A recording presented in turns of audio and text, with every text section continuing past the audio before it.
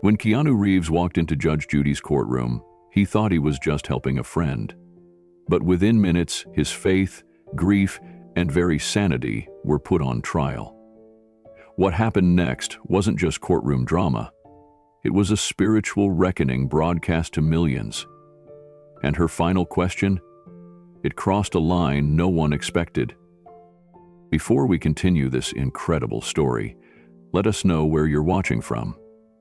If you enjoy stories like this, subscribe to the channel, because tomorrow we have another inspiring story you won't want to miss.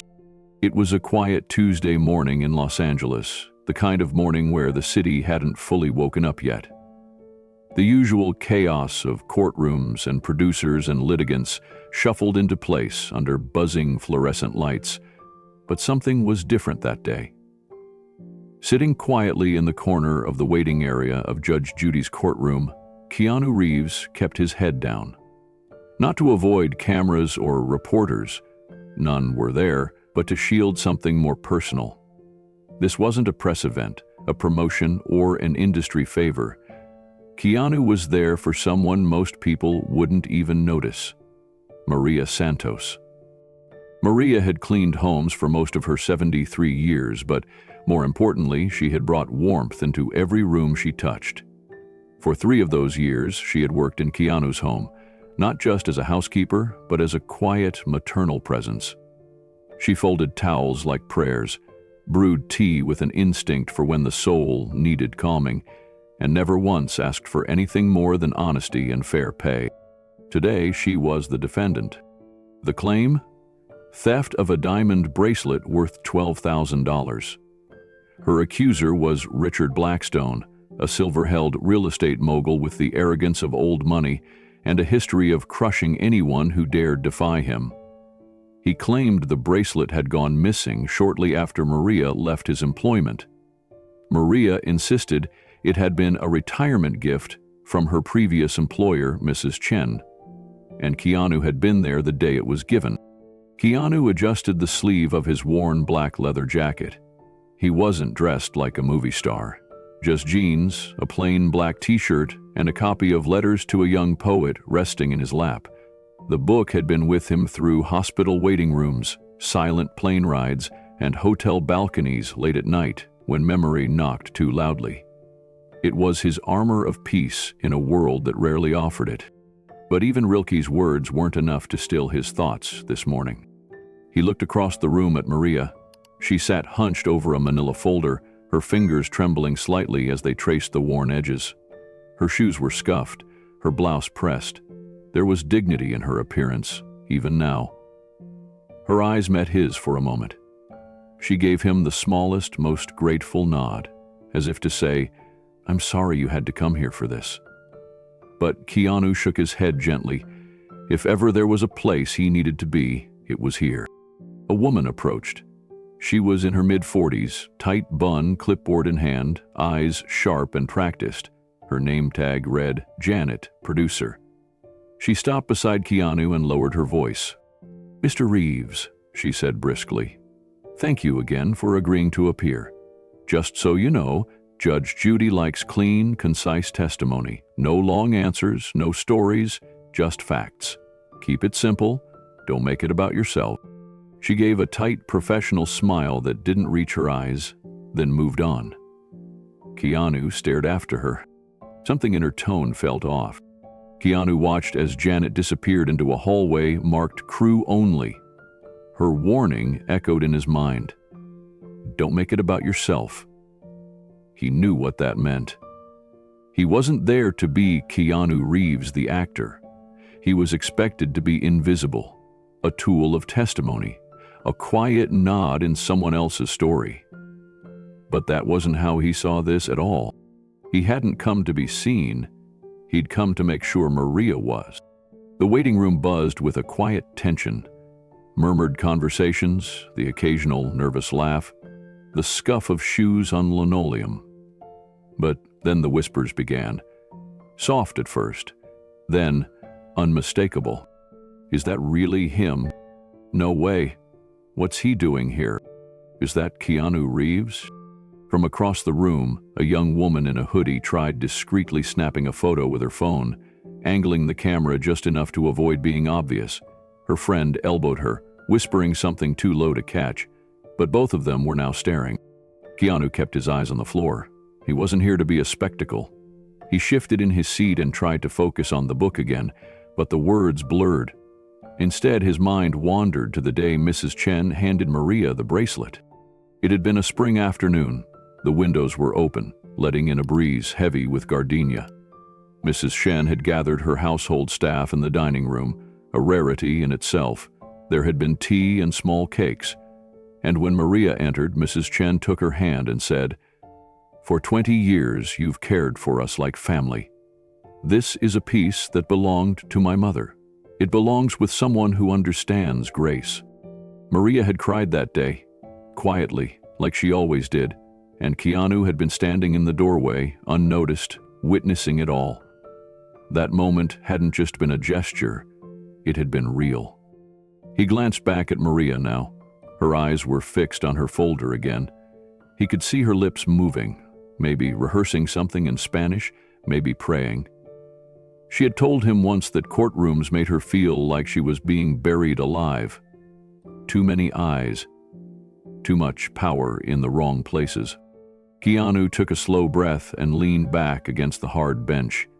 This wasn't about legal proceedings. This wasn't even about the bracelet. This was about what people like Richard Blackstone thought they could do to women like Maria. Bend the truth, manipulate the system, and paint dignity as deceit. Blackstone himself was impossible to miss. He stood near the far wall, arms folded, tailored suit perfect, a smirk just touching his lips. He hadn't said a word to Maria since entering the room, but his presence spoke volumes. It said, "I've already won." A voice crackled from the hallway speaker. "Santos versus Blackstone, please report to Courtroom 1. Keanu stood up slowly. Maria followed, clutching her folder tighter. The battle was about to begin. Keanu walked beside Maria down the hallway toward the courtroom doors. The air grew heavier with each step, not physically, but emotionally. Every detail around them seemed hyper-real. The peeling edge of a courtroom sign, the buzz of an overhead light, the silence that clung to their footsteps. Maria's shoes made soft tapping sounds on the linoleum floor, like each one was a step toward something bigger than either of them had prepared for. When they reached the double doors, a production assistant stood waiting, headset pressed to one ear. She opened the door for them without a word. Keanu stepped inside first. The courtroom looked smaller than it did on TV. Colder, too. There were cameras, but they blended into the corners, almost invisible. Still, their presence was deeply felt. The rows of seats were partially filled with crew, a few spectators, and people involved in other cases. But all eyes turned when Keanu entered. Judge Judy hadn't taken her seat yet, but the bailiff stood ready. He motioned them to their places, Maria to the defendant's podium, Keanu to the witness chair near the center. Blackstone stood tall and smug at the plaintiff's table, arms folded like a man who believed the outcome was already a formality. Maria looked around nervously, her eyes scanning the walls as if trying to locate an exit she already knew didn't exist. Keanu leaned in slightly and spoke in a soft voice, careful not to draw attention. "You're not alone in this," he said. Maria nodded, but her hands were trembling. She gripped the edge of her folder like it might fly away if she let go. Then the door behind the bench opened, and Judge Judy entered. She moved with a brisk, practiced energy, papers in hand, reading glasses already perched on her nose. Her expression was unreadable, until her eyes landed on Keanu.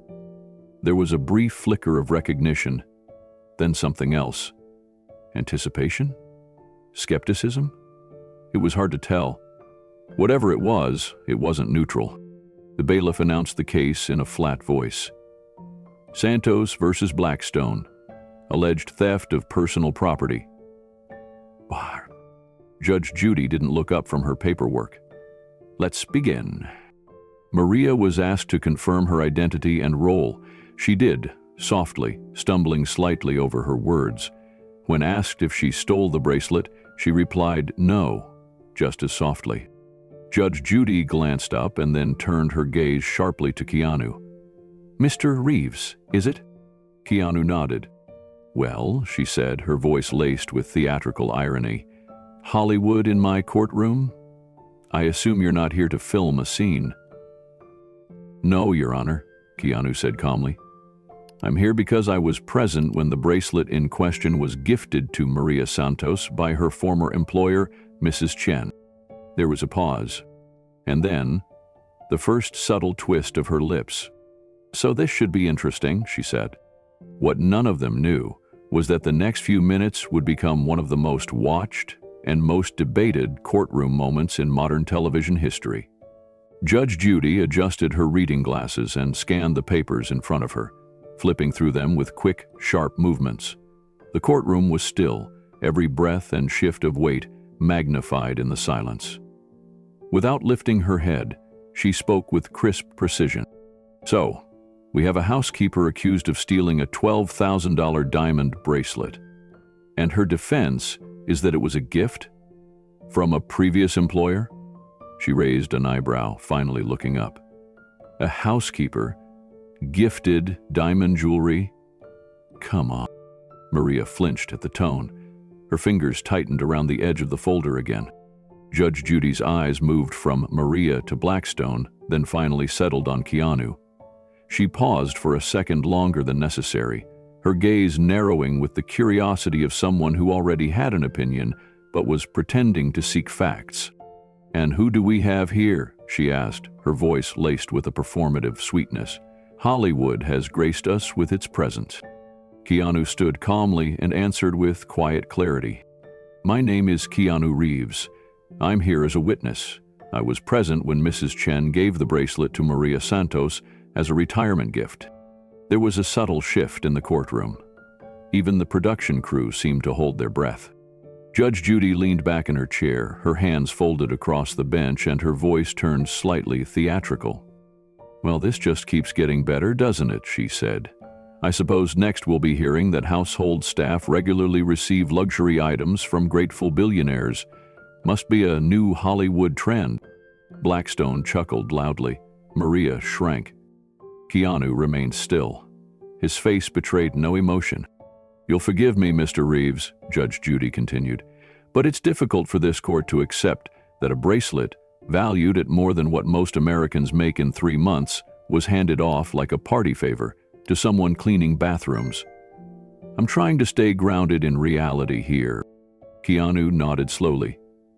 "I understand, Your Honor, but I can only speak to what I saw." "You saw," she repeated, emphasizing the word as if questioning his ability to perceive truth.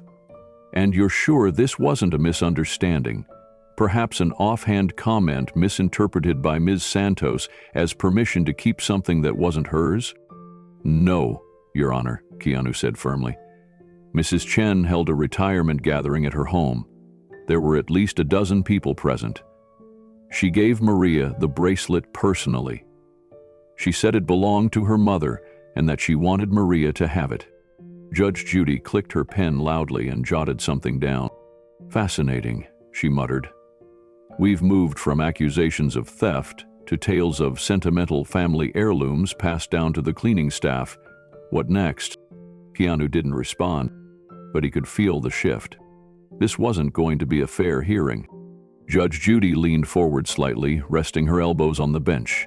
Her eyes narrowed as she studied Keanu, not with curiosity, but calculation. She tapped the edge of her papers against the desk and spoke again, her tone cool and biting. "Mr. Reeves, just so I'm clear, you're testifying that this bracelet, which has been professionally appraised at $12,000, was given freely to the defendant with no expectation of return?" "Yes, Your Honor," Keanu answered, without hesitation. "And you're basing this on what, exactly?" she asked, lifting her pen. "Your memory? Your impression of the event? Or do you have some written documentation of this incredibly generous moment?" Keanu shook his head. "At the time, I didn't think documentation was necessary. It was a heartfelt gesture from an employer to an employee who had served her for over 20 years. "Were relying on your character then?" she asked pointedly. Keanu didn't reply immediately, but Judge Judy didn't wait. She turned to Blackstone. "Mr. Blackstone, please describe what led you to file this case." Blackstone stepped forward with a smug confidence.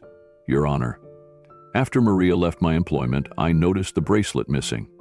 I traced it back and discovered she had it in her possession. She claimed it had been a gift. I simply find that hard to believe, and I think, honestly, this celebrity endorsement is a convenient cover story." Maria's eyes filled with silent tears, but she didn't speak. She just looked down at her hands, ashamed for reasons she couldn't quite name. Keanu's gaze flicked toward her for a moment, but he remained quiet. Judge Judy nodded slowly, as if she were giving the illusion of fair consideration. Then her eyes returned to Keanu. "You know, Mr. Reeves," she began, "I've watched a lot of people try to sway this courtroom with charm, but what I've learned is that charm is not the same as truth. Fame doesn't make your version of events more credible. It makes them more suspicious. I'm not here as a famous person," Keanu said calmly. "I'm here as someone who saw what happened." Judge Judy let out a small scoff. "And I suppose in your world it's common for domestic workers to be given luxury items as parting gifts?" "In my world," Keanu said slowly, "gratitude isn't measured by the value of the gift, but the intent behind it." Judge Judy looked unimpressed. "Yes, well, I operate in a world of facts, not sentiments. And frankly, your testimony feels more like a script than a sworn statement." She leaned forward again, her voice sharpening. "You may be used to cameras and controlled environments, Mr. Reeves, but this isn't one of your movie sets. This is my courtroom, and here, we deal with reality." Keanu held her gaze. "Then let's deal with reality." The challenge in his voice was quiet but unmistakable, and Judge Judy didn't like it. Judge Judy sat back, her expression tightening as if she were sizing Keanu up in a new light. She tapped her pen against the bench once more, her rhythm a little less steady than before. "You said you were at this retirement gathering," she said. "Was there a formal guest list? A photographer? Any kind of video evidence that could substantiate this alleged gifting of a diamond bracelet?" "No formal guest list," Keanu said. "But there were witnesses, other staff members, Mrs. Chen's family, even neighbors." "And yet none of them are here today?" she asked, arching an eyebrow. Keanu shook his head. "I was told my statement would be sufficient." "By whom?" she asked. "The show's producer," Keanu replied. That answer seemed to strike a chord. Judge Judy's eyes flicked momentarily toward one of the cameras mounted in the corner of the room. Then she returned her gaze to Keanu, colder now. "Let me offer you a piece of advice, Mr. Reeves," she said. "Television may have made you famous, but it will not protect you here. In this courtroom, we don't care who you are, we care about evidence. And frankly, what I'm hearing sounds more like a fairy tale than a legal defense." Maria raised her head, visibly shaken. "Your Honor, Judge Judy raised a hand to cut her off. "I'm speaking with the witness." Keanu's hands were folded calmly on the table in front of him, but the silence in the courtroom had taken on a weight of its own. It wasn't just tension, it was something deeper. A sense that the case had become something else entirely. Something personal. "Tell me something, Mr. Reeves," Judge Judy said suddenly. "Do you consider yourself a spiritual person?" Keanu blinked. The question came out of nowhere. He hesitated before answering. "Yes, I do." Her lips curled in a knowing smile. "Interesting." She didn't elaborate. Instead, she flipped through her papers again, then looked up. "You've given interviews before, haven't you? Spoken about feelings of connection, life after death, signs from people you've lost?" Keanu's face didn't change, but the shift in energy was immediate. "I've shared personal experiences, yes." "So when you say you saw this bracelet given as a gift," Judge Judy said, leaning forward again, "are you speaking from a place of fact or faith?" Keanu didn't answer right away. I'm speaking from memory, he said quietly. Because I want to make sure, she continued, that we're not confusing spiritual sentiment with legal fact. Maria looked like she was about to collapse. Judge Judy smirked again. You see, Mr. Reeves, people like you, people who believe in karma and ghosts and cosmic energy, you often confuse emotion for reality. Keanu stared at her, and for the first time since he entered the courtroom, something behind his eyes changed. She was no longer attacking the facts of the case. She was attacking who he was. Keanu sat straighter in the witness chair, ready to provide the testimony he had come to give. His eyes met Judge Judy's, not in defiance, but in calm resolve. She motioned with her hand, signaling for him to begin. Please describe in your own words, she said dryly, what exactly you witnessed. Keanu took a breath, his voice steady. I was at Mrs. Chen's home for a gathering. It wasn't a big party, just a small retirement send-off. Maria had worked for her family for 2 decades. Mrs. Chen stood up, gave a short speech about Maria's loyalty and kindness, and then handed her a bracelet. A diamond bracelet? Judge Judy interjected quickly. Valued at $12,000? Yes, Keanu answered. She said it belonged to her mother, and she wanted Maria to have it. Judge Judy shook her head. And you expect me to believe that a housekeeper was gifted a piece of jewelry worth more than what most people make in 3 months? With no ceremony, no formal documentation, no press? It wasn't about spectacle, Keanu said. It was personal. And that's the problem, she replied, her tone sharpening. Everything about your version of events sounds like a sentimental screenplay, not real life. Keanu didn't flinch. It was real. I was there. Judge Judy leaned back slightly, tapping her pen against the bench. Let me explain something to you, Mr. Reeves. In the world most people live in, people who scrub their own floors and wash their own laundry, we don't just hand out diamonds. We give cards, gift cards, maybe a cake. You know, reality. Keanu's expression didn't change. Mrs. Chen was not most people. She came from wealth, yes, but she valued service. She once told me that Maria reminded her of her own mother.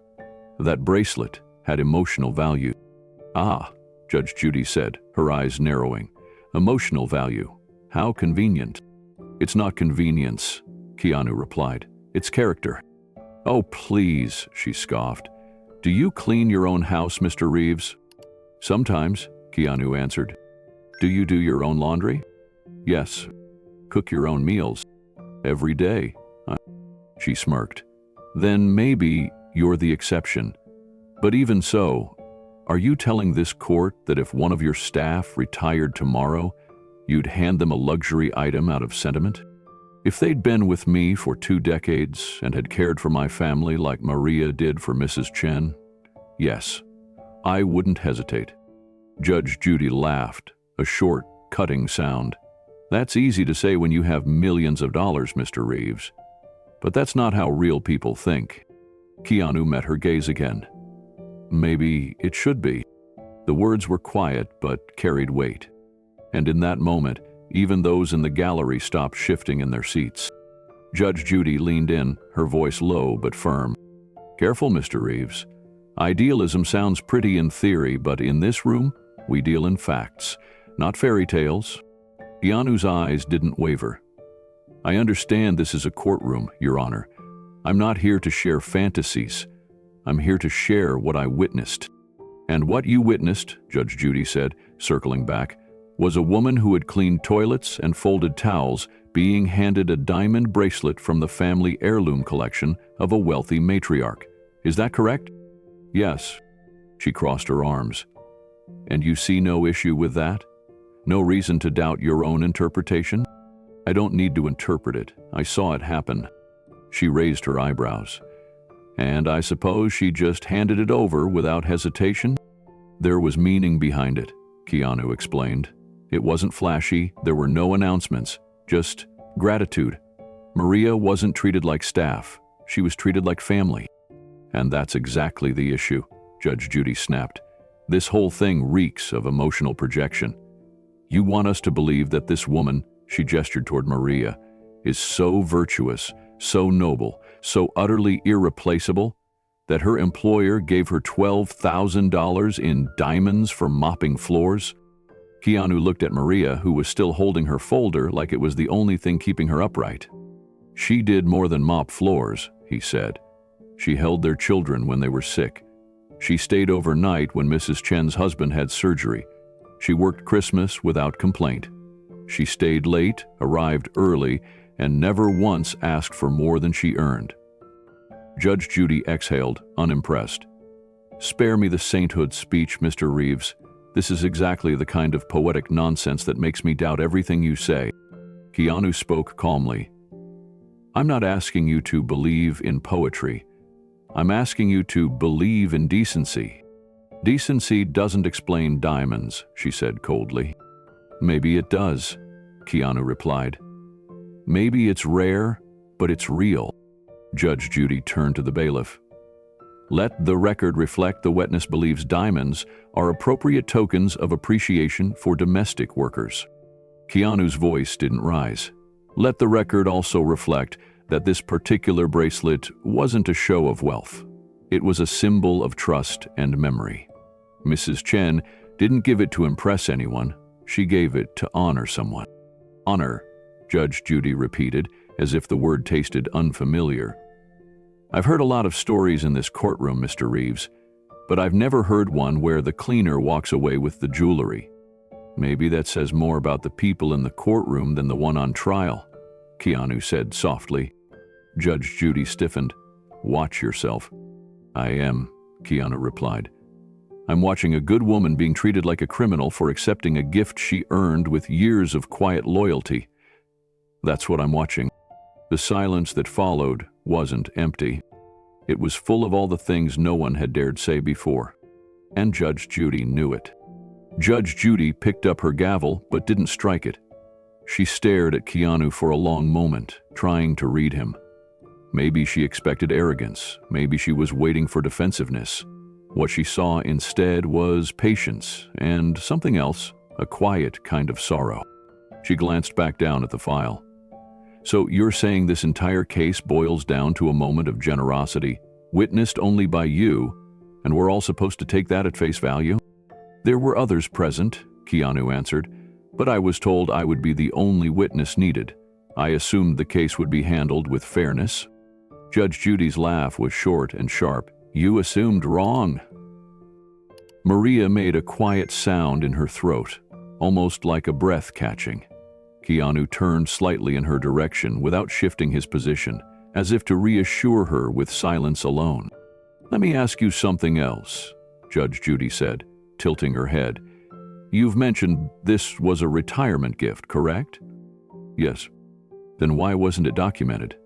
No signed card, no receipt, no note from Mrs. Chen saying, 'Thank you for your years of service, here's something from my jewelry box'?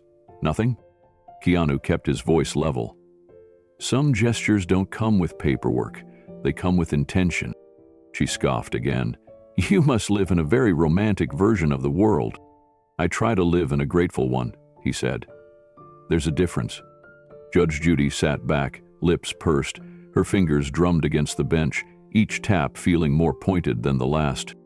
"And this grateful world of yours," she said slowly.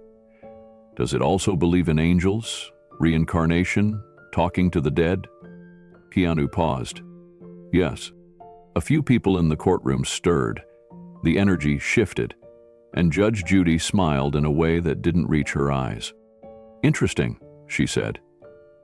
"Because that's exactly the kind of thing that makes me wonder if you see the world as it is, or only how you want it to be." Keanu's voice remained steady. "Both can be true." "Not in here," she replied flatly. "In here, we deal with what we can prove." "Then let me prove something," Keanu said. "Maria worked every day with integrity. That bracelet wasn't stolen, it was given. And I'm not here to win an argument, I'm here to speak the truth." Judge Judy didn't respond. For a moment, the entire room seemed to hold still. Then she leaned forward, her voice low and deliberate. "You say this gift happened, but I say it didn't. And until you show me otherwise, your truth is just a story." Keanu nodded. "Then let the world decide what kind of story this really is." The air was thick with tension, but Keanu remained unshaken. Judge Judy thought she had control, but what she didn't realize was that she had just exposed something far greater than doubt. She had revealed the limit of her own belief in human grace. Judge Judy flipped the page on her notes, but instead of continuing with questions about the bracelet or Maria's work history, she paused. Then she looked directly at Keanu, her eyes sharp and cold. "Mr. Reeves," she began slowly, "I'm going to ask you something that may not seem related, but I assure you, it speaks to your credibility as a witness." Keanu nodded. "Go ahead." "Do you believe," she asked, voice deliberately measured, "in life after death?" There was a noticeable pause in the room. Even the producers behind the camera monitors straightened in their chairs. Maria stopped breathing for a second. Keanu didn't flinch. "Yes," he said quietly. "I do." Judge Judy tilted her head. "You've spoken publicly about sensing the presence of your daughter, correct? About feeling her spirit?" Keanu answered evenly, "Yes." "And you've also expressed beliefs in reincarnation, signs from the dead, messages from beyond, all of that?" "Yes," he said again. She gave a short, humorless laugh and leaned back in her chair. "Fascinating. Absolutely fascinating." Maria looked up sharply, her lips parted slightly. She was beginning to understand where this was going. Judge Judy tapped her pen against the bench. "Because you see, Mr. Reeves, in a court of law, we require witnesses to be grounded in reality, facts, not fairy tales." Keanu didn't speak right away. He just looked at her. Not with anger, not with arrogance, but with an almost painful understanding. He knew this attack. He'd seen it before. It was always dressed the same, disguised as logic, clothed in condescension. "I'm grounded," he said quietly. "More than you may think. But the question is," she continued, "can we trust the perception of someone who believes in things most rational people reject? If you say a ghost told you something, should we take that as truth?"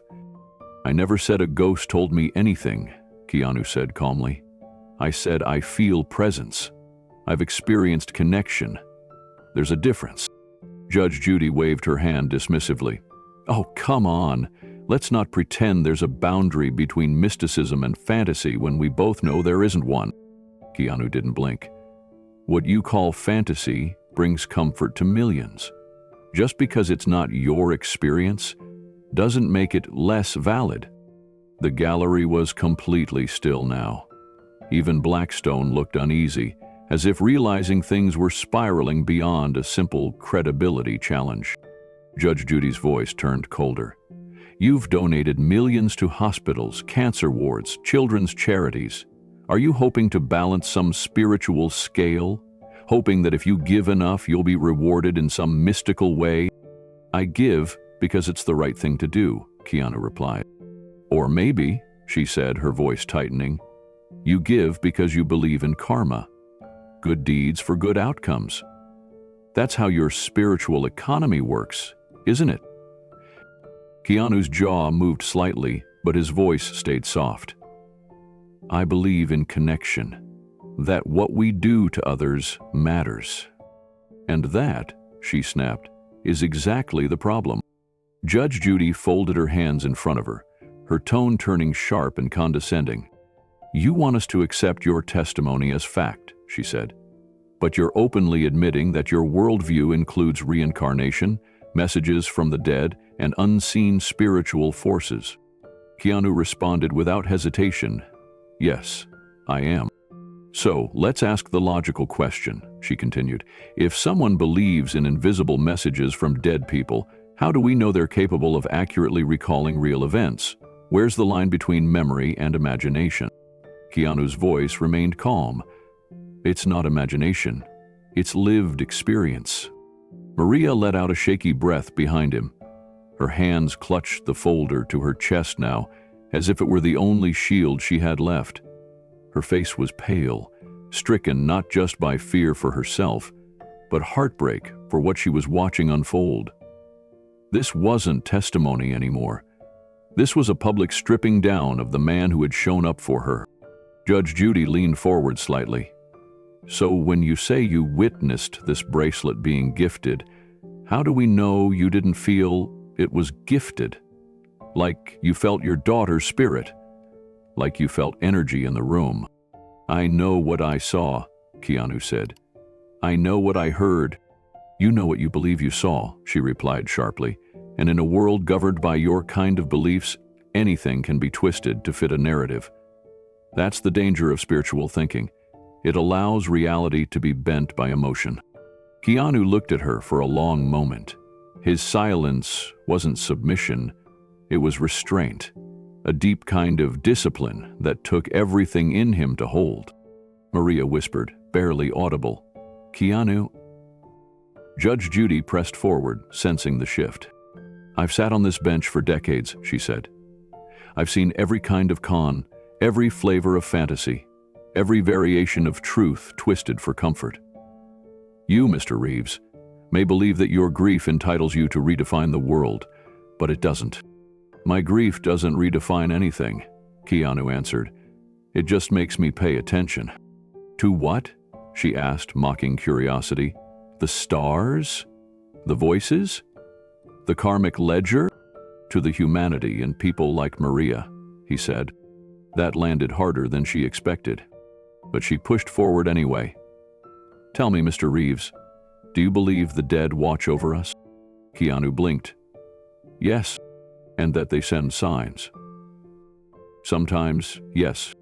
Then why should anyone believe that what you witnessed wasn't just another one of your spiritual intuitions, a hallucination of sentimentality dressed up as fact?" "Because this wasn't a dream," Keanu said firmly. "This was real. I was there. I remember the room, the words, the bracelet. I remember Maria's tears." Judge Judy scoffed. "Tears don't prove ownership?" "No," Keanu agreed. "But truth leaves traces, and sometimes the ones who feel the deepest also remember the clearest." The gallery was completely silent. Even the cameras had stopped moving. Judge Judy leaned back, folding her arms with visible skepticism. "Mr. Reeves, courts don't run on traces of emotion. They run on evidence. Tangible, hard, measurable evidence." "I agree," Keanu replied. "That's why I'm here, to offer what I witnessed." "You mean what you think you witnessed," she corrected. "Because to be very clear, your credibility is now under scrutiny, not because of who you are, but because of what you believe." Maria's eyes filled with tears. Her lips moved silently, a prayer or a plea. She had brought Keanu here to help confirm the truth, not to be put on trial himself. She had no idea it would turn into this, that his grief, his faith, would be pulled apart in front of strangers. But Keanu remained steady. "I'm not ashamed of my beliefs," he said. "I've never hidden them, and they've never stopped me from seeing what's right in front of me." Judge Judy looked unimpressed. "Well, then perhaps they've helped you invent what's in front of you." Keanu gave a small nod. "Or maybe they've helped me notice what others overlook." "And that," she snapped, "is exactly the issue. You walk in here, dressed like a humble man, speaking softly, acting grounded, but your entire view of reality is laced with superstition. How can we trust that your memory of a bracelet gifting isn't some romanticized dream?" "Because I don't need to be believed to know it happened," Keanu answered. "But I'd like to believe this courtroom is still a place where truth matters more than control." The line drew a murmur in the gallery. Judge Judy's eyes narrowed. "You think I'm trying to control something here?" "I think you're trying to dismantle who I am," Keanu said gently, "because if you can discredit me as a person, you never have to address what I came to say." The courtroom was silent again. Maria wiped her eyes, her hand trembling slightly. Blackstone shifted in his seat, glancing toward his attorney with growing discomfort. This wasn't how he'd expected the day to go. It was supposed to be a clean win, but it no longer felt clean. Judge Judy drummed her fingers again.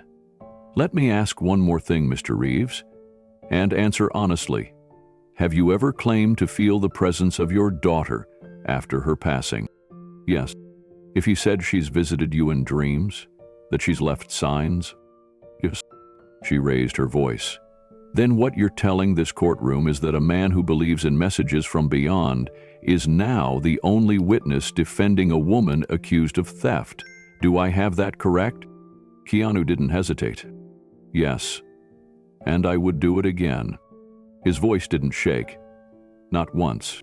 And even those who didn't understand his beliefs couldn't deny what they felt in that room: conviction, integrity, and a kind of spiritual courage that couldn't be faked. Judge Judy sat very still for a moment, as if weighing something. Then she turned a page in her notes, glanced down briefly, and looked up with a different kind of sharpness in her eyes. "Mr. Reeves," she said, "you've spoken a lot today about truth, memory, and emotion. But let's talk about something you've never quite explained, something I find illuminating." Keanu remained quiet. She continued, "You've talked in interviews about losing your daughter, Ava, wasn't it?" The courtroom froze. A few quiet gasps sounded from the gallery. Even the production staff shifted uncomfortably. Maria covered her mouth, already crying. Keanu said nothing. "He died at birth," Judge Judy said bluntly, flipping the page. "A tragic loss, no doubt. But after her death, you told magazines and audiences that you still felt her, that you sensed her presence." Maria whispered through her tears. "Please." Judge Judy ignored her. "You also said you believed she was still with you, that you could feel her energy, that you received signs from her. Do you deny saying that?" Keanu answered quietly, "No, I said those things." She leaned forward. "So tell me, Mr. Reeves, how is this not delusion?" Keanu's eyes lifted to meet hers. "I grieved my daughter. I still do. But what I feel is not a delusion. It's love that never had a chance to live the way I hoped it would. I was Judge Judy shook her head. "No. What you describe is fantasy. A refusal to let go. An emotional instability that colors your view of the world." Maria sobbed softly. "And that," she continued, "is why your credibility is in question. Not because of your fame or your kindness or even your beliefs, but because you've built your understanding of reality on feelings that no rational court would accept as evidence." Keanu spoke slowly. "What you call instability, I call healing. Hailing through hallucination," she snapped. "Through meditation, Buddhist chants, and imaginary connections to the afterlife?" "I never asked anyone to share my beliefs," Keanu replied, "but I also never expected to be mocked for them." Judge Judy picked up the folder of documents. "You've donated millions to hospitals, cancer centers, families of sick children. You funded entire pediatric wings. That's very generous. But tell me, are you trying to buy peace?" Keanu's eyes didn't move. "No." "Because that's how it looks," she pressed. "A man haunted by loss, trying to undo grief with checks and charities.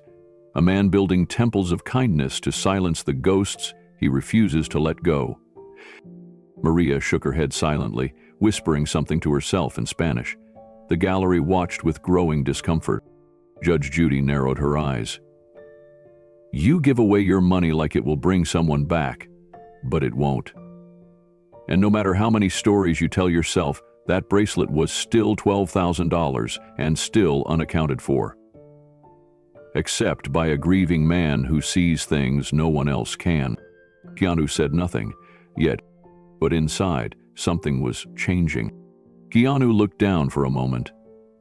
The courtroom was so quiet it felt like the air had been sucked out. Every eye was on him, not because of the case anymore, but because they were waiting to see what he'd do, how he'd respond, after being dragged so low. Judge Judy pressed forward, her voice colder now. You've made a career out of being soft-spoken, humble, spiritual, but none of that makes you qualified to determine truth. This court cannot operate on vibes and intuition. We need certainty, not sentiment. I'm not offering sentiment, Keanu said quietly. I'm offering a memory, one that's clear, one that matters. Oh, it matters to you, she cut in, but to us? A man who sees signs from his dead daughter, believes in karmic energy, donates like he's purchasing penance. That man is not objective. He's lost. He lives in a fantasy. Maria's head dropped. She covered her face in both hands. Keanu's voice remained low. My daughter's name was Ava, and yes, I feel her. I always will. That doesn't make me broken. Judge Judy interrupted. It makes you unfit to serve as a credible witness in a legal case. The gallery stirred. Someone in the back whispered, That's too far. Judge Judy didn't stop. You say Maria received a gift, but I say you needed her to receive it. You needed to see something good. You needed to witness kindness, so you could believe it still exists in a world that took your child from you. You needed to feel like there was still some balance. Keanu looked up slowly. You think I made it up? To heal myself? I think it gave you something to hold on to, she said. And in your world, people aren't just kind. They're saints. Gifts aren't just gestures. They're holy. Everything becomes bigger than it is, because it has to be, otherwise the pain wins. Keanu stood up from his chair, not abruptly, but with quiet purpose. The bailiff stepped forward reflexively, but Keanu raised a gentle hand, signaling calm. I came here to testify about a bracelet, he said. But clearly, that's not what this is about anymore. Judge Judy tilted her head, watching him closely. You're not on trial, Mr. Reeves, she said. Yes, I am, he replied. Not for anything I did, but for who I am, for what I believe, for what I've lost. She stayed silent. You've taken the most painful part of my life and used it to question my clarity, my stability, my value. He turned slightly, just enough to glance at Maria, who now had tears streaking down her cheeks. You don't see Maria, he continued. You see a stereotype. Just like you don't see me, you see a narrative that makes you feel in control. Judge Judy sat motionless. For the first time, she didn't have a reply ready, and that silence was louder than any judgment she could have passed. Keanu took a slow breath and looked directly at the judge, his voice firm but never raised. I'm not asking you to believe in what I believe, he said. I'm not asking you to adopt my view of the world or to understand my grief. I came here because I witnessed an act of grace, a woman who gave another woman a bracelet, not because of value, but because of connection. He paused, then continued. You can mock that, you can question it, you can try to reduce it to paperwork or receipts, but that doesn't change what happened. Judge Judy folded her hands, her expression unreadable. You've spent the last 10 minutes attacking everything that makes me human, Keanu said. Not just my faith, not just my memories, but the way I've chosen to live in the aftermath of loss. Maria finally spoke, her voice trembling but clear. Please. He only came to help me. The words seemed to echo across the courtroom. Keanu turned to her and gave a small nod, then back to the bench. I've sat with dying children, he said softly. I've listened to them talk about loved ones they see before they go. I've seen things I can't explain, but I never dismissed those moments, because in them there was something real. And yet, Judge Judy said, breaking her silence, you're standing in a courtroom governed by law, not emotion. Law without compassion isn't justice, Keanu replied. The judge flinched at that. He stepped back slightly, not leaving the stand but giving space to the room. You want to disqualify everything I've said because I believe in something bigger than myself? Because I don't process grief the way you think I should? Because I find meaning in places you don't respect? He glanced briefly toward the cameras before returning his gaze to her. But what does that say about this court? That a man who has never raised his voice, never lied under oath, never asked for anything except to tell the truth, is unfit to be heard because he believes his daughter still matters?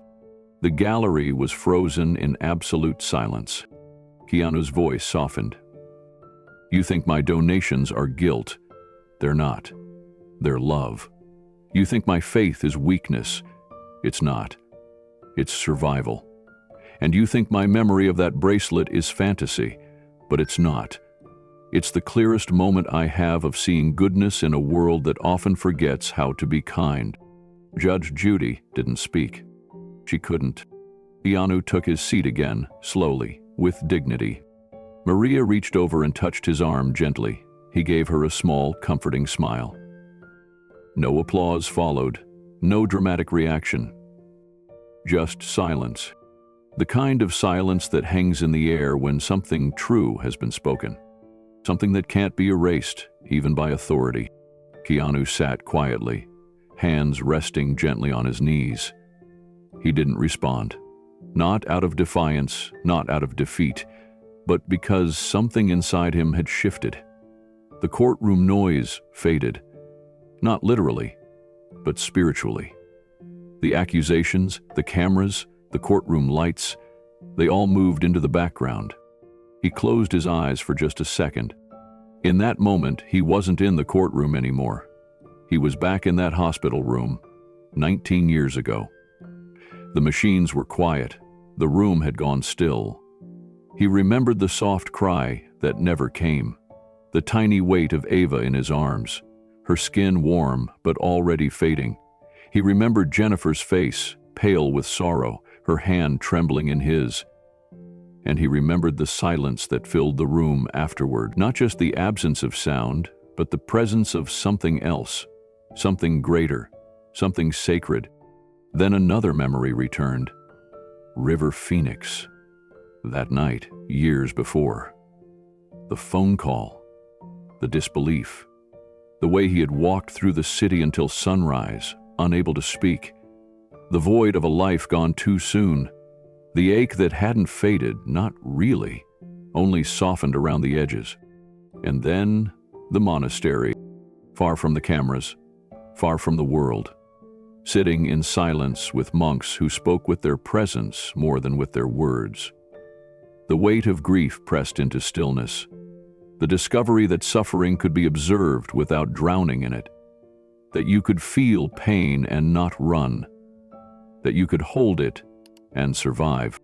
In that space between loss and breath, Keanu had learned something Judge Judy could never take from him. His footing, his center, the part of himself that didn't rise or fall with judgment. He opened his eyes and looked straight ahead. Judge Judy was still talking, her voice rising again, but to Keanu, her words were just passing sound. She pointed a pen toward him. "Are you even listening to me?" she snapped. Keanu met her eyes. Yes. His voice was steady, calm, unshaken. She hesitated, thrown off by the stillness in his tone. "Then perhaps you'd care to explain why you've sat there for 30 seconds saying nothing," she said, her voice sharp. "I was considering your words," Keanu said, "and remembering something important." "Oh? And what might that be?" she asked. "Make a fast dart, and your mood can blunt things that seem like smiles." Judge Judy blinked. "Excuse me?" He leaned forward slightly, not with aggression, but presence. "You've spent a lot of time today questioning who I am, but it's not really about me. It's about whatever you've lost that made you believe grief is weakness, that silence is evasion, and that stillness is a threat." She narrowed her eyes. "Don't you dare lecture me in my courtroom." "I'm not," he said. "I'm reflecting." The air shifted again. No defense, no offense, just a man, seated in the center of himself. Judge Judy sat back in her chair, her lips pressed into a tight line. Her authority, once absolute, now felt brittle. She stared at Keanu like she was trying to break through his calm, but there was no crack, no tremble in his hands, no twitch of discomfort. just stillness. He wasn't resisting her. He was simply no longer reacting. That unnerved her more than anything. "You're here to testify," she said slowly, "not to psychoanalyze the court." Keanu nodded once. Understood. She leaned in. "Then answer this. Do you think grief gives you insight others don't have?" "No," he said. "It just makes me more aware of what I don't know." That answer, quiet as it was, made her blink. Keanu continued, "I've lost people I loved. And in that space, between before and after, I stopped pretending that I had all the answers. That's why I listen more than I speak. That's why I pay attention to things others ignore." Judge Judy's expression flickered. It was fast, maybe imperceptible to the gallery, but Keanu saw it. A shift. The kind that only happens when someone hears something that hits too close. He gently added, "Sometimes what we dismiss as fantasy is just pain looking for a place to land." She didn't reply. He went on, "You've asked me to define reality, to separate fact from feeling. But in my experience, the most honest things I've ever known couldn't be measured. Like the way my mother's hand shook the day she buried her sister, or the sound of River's laugh just days before he died, or the way Maria lit up when Mrs. Chen thanked her for 20 years of service." He looked over at Maria, whose eyes were still glassy but calm now. "I remember that moment. I remember the weight of it, because it wasn't just a gift. It was a farewell wrapped in gratitude." Judge Judy looked down at her notes, clearly grasping for control again. "We can't measure that." "No," Keanu agreed, "but we can choose whether we honor it." She looked up, annoyed. "You're very good with words." "I've had a lot of silent years," he said. "When you live through enough loss, you realize words are the only bridge between one life and the next." The room had gone still again. Even Blackstone seemed reluctant to interrupt. "You've painted yourself as humble," Judge Judy said finally. "But make no mistake, Mr. Reeves, humility is not a shield." "I don't use it as one," he replied. "I use it as a mirror." She didn't know what to do with that, and Keanu could feel it. He wasn't winning. He wasn't losing. He was simply refusing to become what she needed him to be, a target. And that was unraveling her. The silence in the room thickened as Judge Judy lowered her pen. She studied Keanu again, this time with a look that wasn't entirely disdain. There was something uncertain now, something unsettled. She straightened the papers in front of her, though they didn't need straightening. "I've built this courtroom on logic," she said finally, "not philosophy." "I respect that," Keanu replied. "Then perhaps you'll respect this," she continued. "Your beliefs, your feelings are irrelevant if they interfere with objective reasoning." "I agree," he said, "which is why I didn't come here to defend my beliefs. I came to confirm what I witnessed." "And yet we're still here," she muttered. Keanu nodded. "Because we stopped talking about a bracelet and started talking about me," she snapped. "Because your credibility is on the line." "I understand," he said. "But if my credibility depends on denying what I've lived through, then maybe we're asking the wrong questions." Judge Judy's hands tightened slightly on the edge of the bench. She didn't speak right away. The cameras were still rolling, and her brand was built on control. Quick judgments, firm statements, sharp comebacks. But nothing she said was landing the way it used to. Not here. Not now. Keanu leaned forward slightly, his voice gentle but unwavering. "When you brought up my daughter," he said, "you crossed a line." Maria looked down again, her shoulders trembling. She'd come into this courtroom feeling like she was on trial. But now, somehow, it felt like Keanu was standing between her and something far worse. "I didn't mention her to hurt you," Judge Judy said, her voice flatter now. "I believe that," Keanu replied. "I also believe that sometimes people strike where the wound is deepest because it's where we know we can cause the most doubt." There it was again. Stillness. But this time, it wasn't just in Keanu, it spread across the courtroom like a ripple. Judge Judy sat back, and Keanu continued. "I've made peace with my grief," he said. "I've learned to carry it without letting it harden me. That's why I came. Not because I owe Maria anything, but because I believe in honoring people who don't always have someone to speak for them." He turned toward Maria slightly. She didn't ask for this. She didn't want cameras or courts or drama. She just wanted her name cleared. He looked back at the judge. Placement of the bracelet wasn't a prize.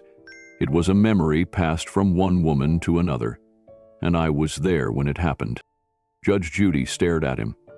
For once, she had nothing to say, and Keanu didn't need to say anything more. The truth wasn't loud. It didn't need to be.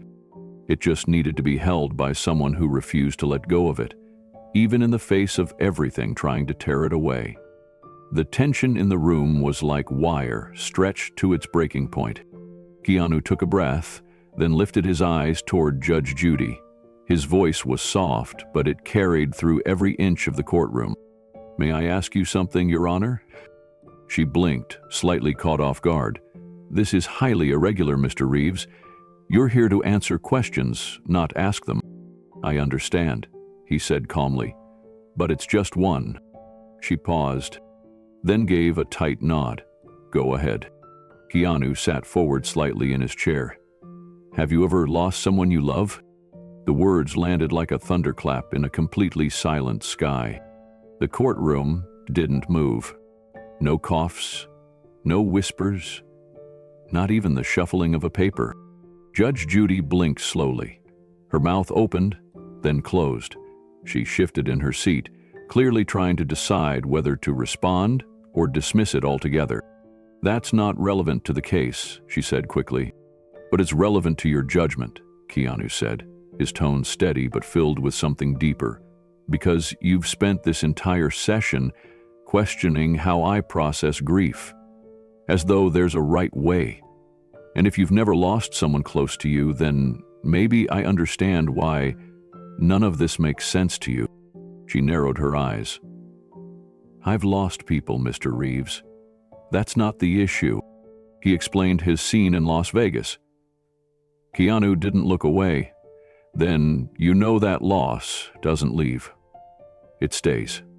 It changes you. Sometimes it softens you, sometimes it hardens you, but it always stays."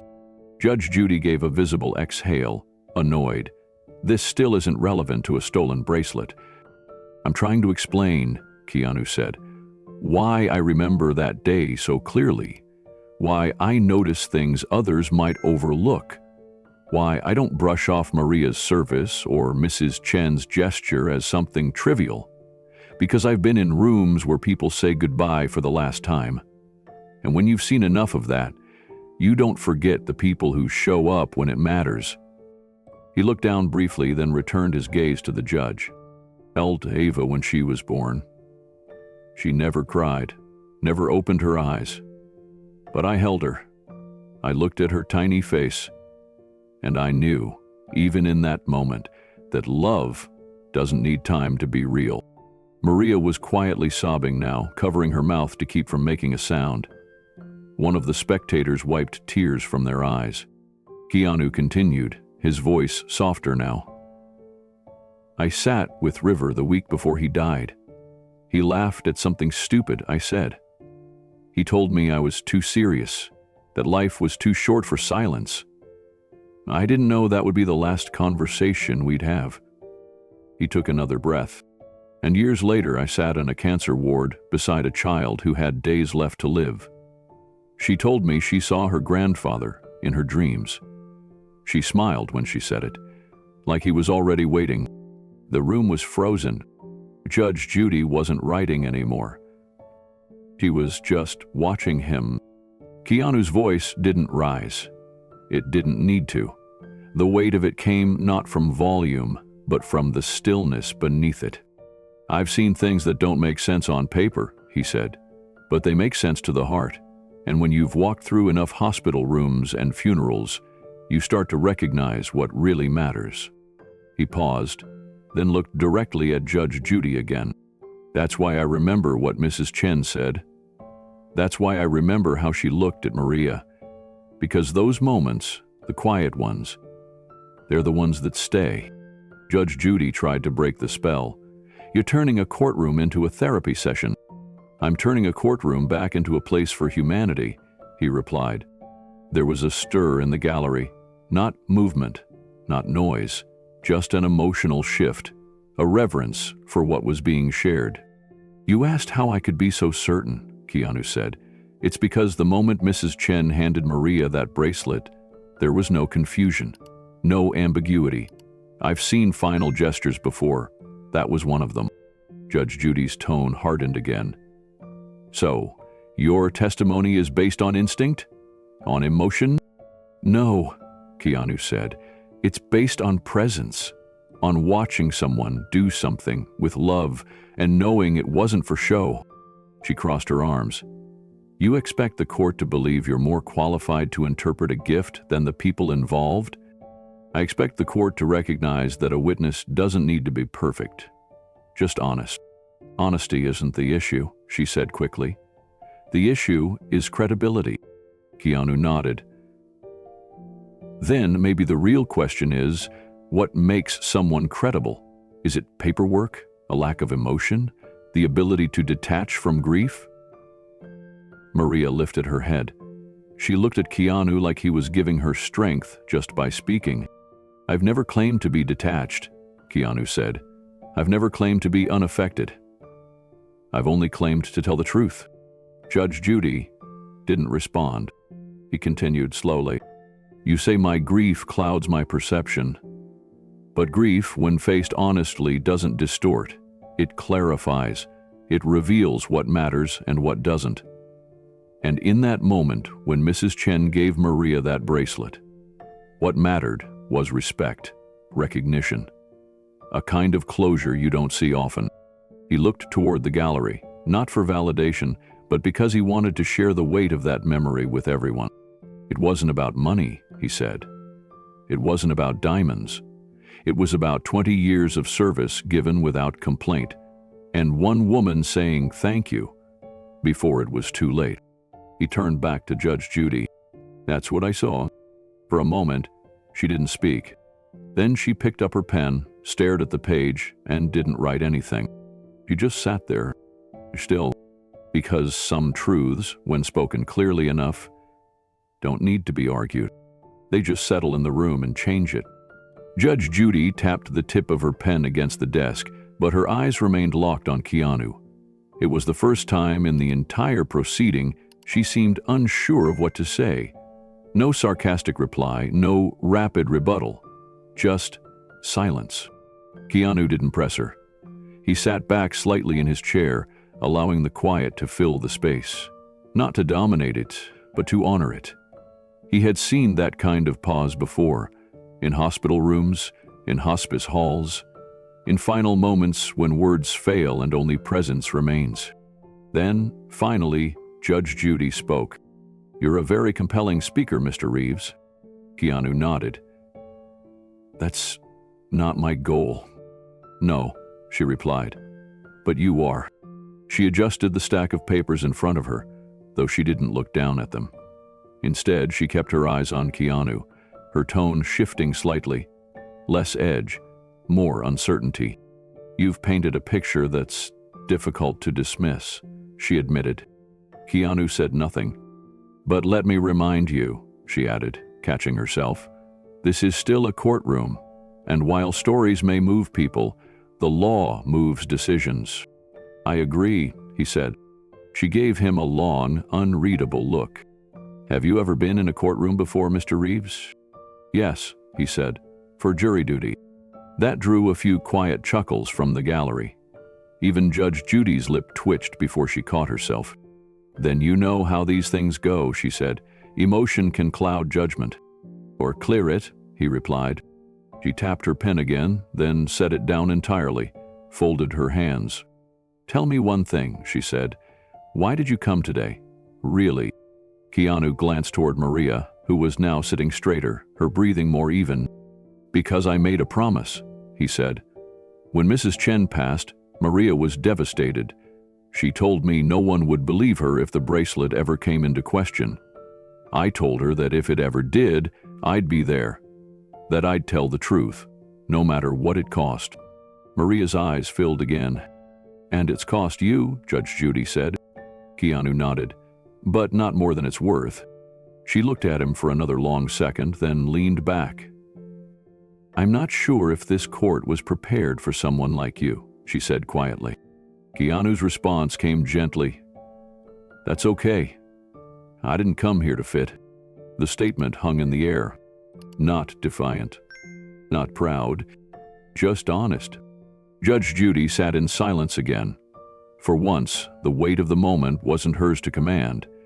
It belonged to someone else now, someone who hadn't raised his voice once, but had changed the temperature of the room completely. She finally lifted her gavel but didn't bring it down. Not yet, because even she knew something sacred had just happened. Something no courtroom rulebook could account for. Keanu sat forward slightly in his chair, elbows on his knees, eyes steady. He didn't raise his voice. He didn't need to. His tone had changed. Not louder, but clearer, firmer. Like something inside him had finally clicked into place. "I've listened to a lot of talk today about reality," he began. "About facts, about what can be proven and measured." He paused. "And I understand the need for that. I respect it. But I also know that what we call reality isn't always as solid as we think it is." Judge Judy lifted an eyebrow. "Reality is the only thing we have, Mr. Reeves." "Then we better define it carefully," he said. The room grew still again. "Is reality only what you can touch?" he asked. "Is it limited to what fits in a file or can be photographed? Because if that's true, then love isn't real. Then grief isn't real. Then compassion, dignity, sacrifice. None of it counts unless you can put it in a box." He looked toward the gallery, then back at Judge Judy. "But I've seen too much to believe that. I've seen love that can't be explained. I've seen people give everything they have for someone they may never see again. I've watched dying children comfort their parents, and none of that would qualify as evidence in this courtroom, but it was more real than anything I've ever known." Judge Judy didn't speak, not yet. Keanu turned slightly, his eyes resting on Maria. "She served with love," he said. "That wasn't just her job. It was who she was. She folded sheets with care. She remembered birthdays. She took care of families as if they were her own." Maria blinked back tears, her hand rising slowly to cover her mouth. "And she was honored with love," Keanu continued. "Not because she demanded it, not because she expected it, but because the woman she worked for saw who she truly was. Mrs. Chen didn't see a housekeeper. She saw a human being." He looked back at the judge. "Reality isn't just what's seen. Sometimes it's what's sensed. It's what you feel when you walk into a room and know something sacred just happened. It's what you remember when someone says goodbye. Not the words, but the weight behind them." Judge Judy finally spoke, but her voice had lost its sharpness. "This court still operates on evidence, Mr. Reeves. And that's why I came prepared to offer it," he replied. "But before I do, I needed to ask this room to remember something." He gestured around the courtroom. "We didn't get here because of jewelry. We got here because someone believed their version of reality was more important than someone else's dignity." He paused again, then said simply, "That's not justice. That's hierarchy." The courtroom was silent. A few people nodded slowly. One person wiped their eyes. Something had shifted, not because Keanu had challenged the facts, but because he'd challenged the foundation they were built on. Keanu remained still for a moment, allowing his words to settle before continuing. "Every system depends on how we define truth," he said. "And in this room, truth has been narrowed to what fits within the lines of a transcript. But human beings don't live in transcripts. We live in the spaces between words, In moments that don't make headlines, that's where real things happen. He turned his attention back to Judge Judy, not with challenge but with invitation. "I'm not asking you to abandon evidence," he said. "I'm asking you to expand your definition of what matters." She sat silently, arms folded, lips pursed. But there was no fire behind her stare. "Not now." Keanu softened his voice again. "We forget that the people who clean our homes, raise our children, hold our hands when no one else will, they have stories too. They have dignity. But too often we only see them when something goes wrong." He looked again at Maria. But Mrs. Chin saw her every day. She saw her loyalty, her quiet strength. And on that final day, she chose to say thank you in the way she knew how, with something that had meaning. Maria lowered her gaze, tears running freely now. "Maria didn't ask for the bracelet," Keanu said. "She didn't expect it. She never would have dared. But she earned it, not because of what she did, but because of how she did it, with grace." He turned back to the judge.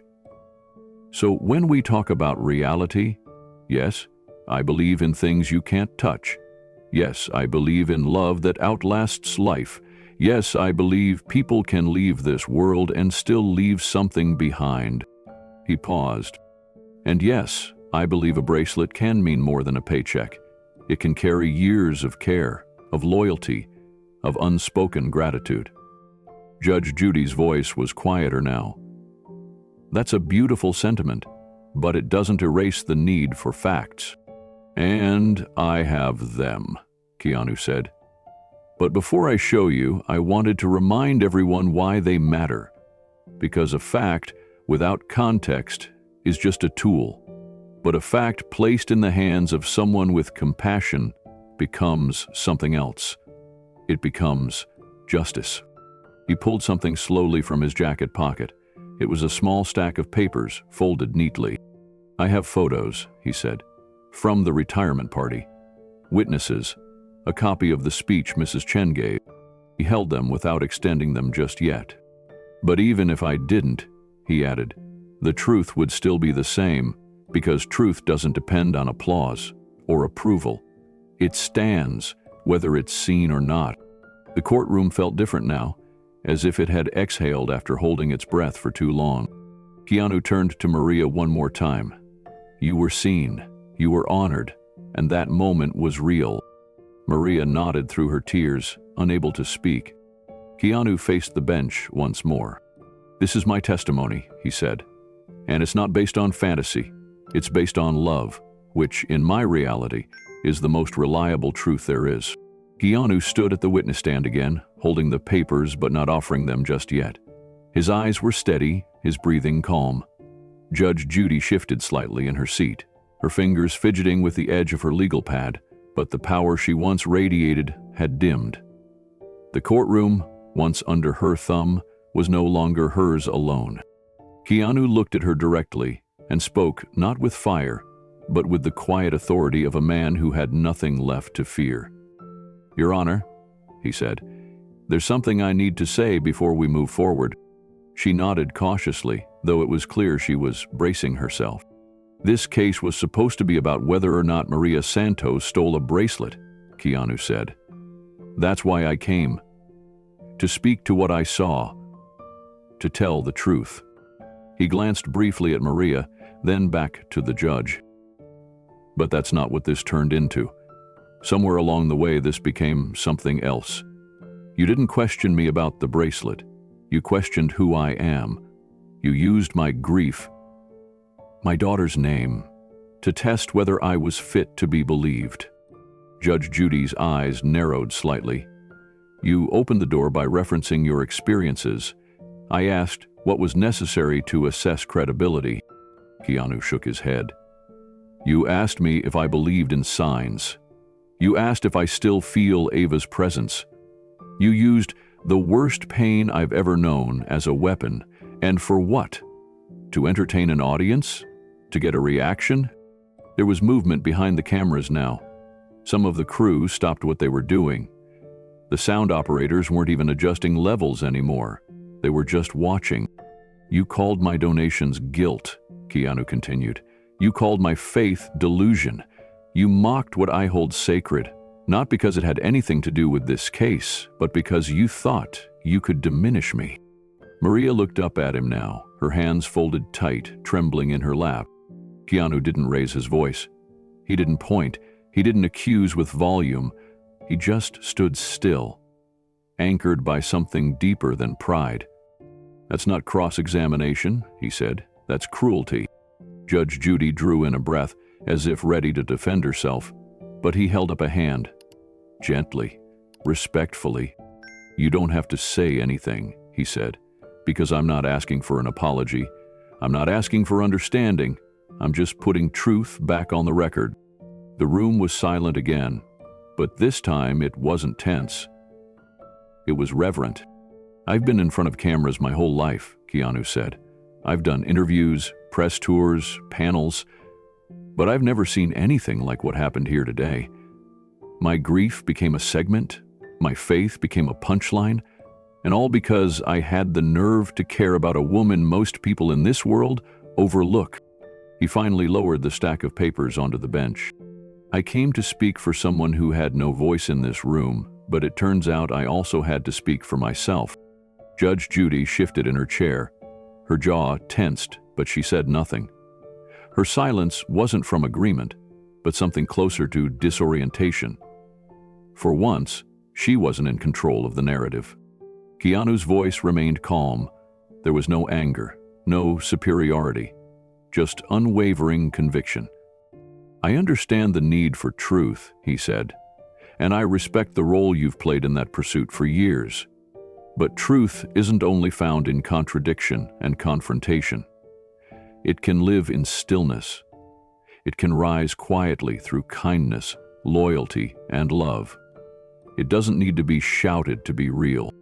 He turned slightly, looking not just at the judge but at the entire courtroom, the producers, the bailiff, even the few audience members seated quietly behind the glass. I didn't come here to win, he said. I came here because Maria deserved not to be erased, not to be another invisible woman accused without voice. He looked back at Judy, then said something that seemed to strike deeper than anything before. Somewhere along the way, justice turned into a show. Maybe we all let it happen. Maybe I did too by agreeing to come on camera.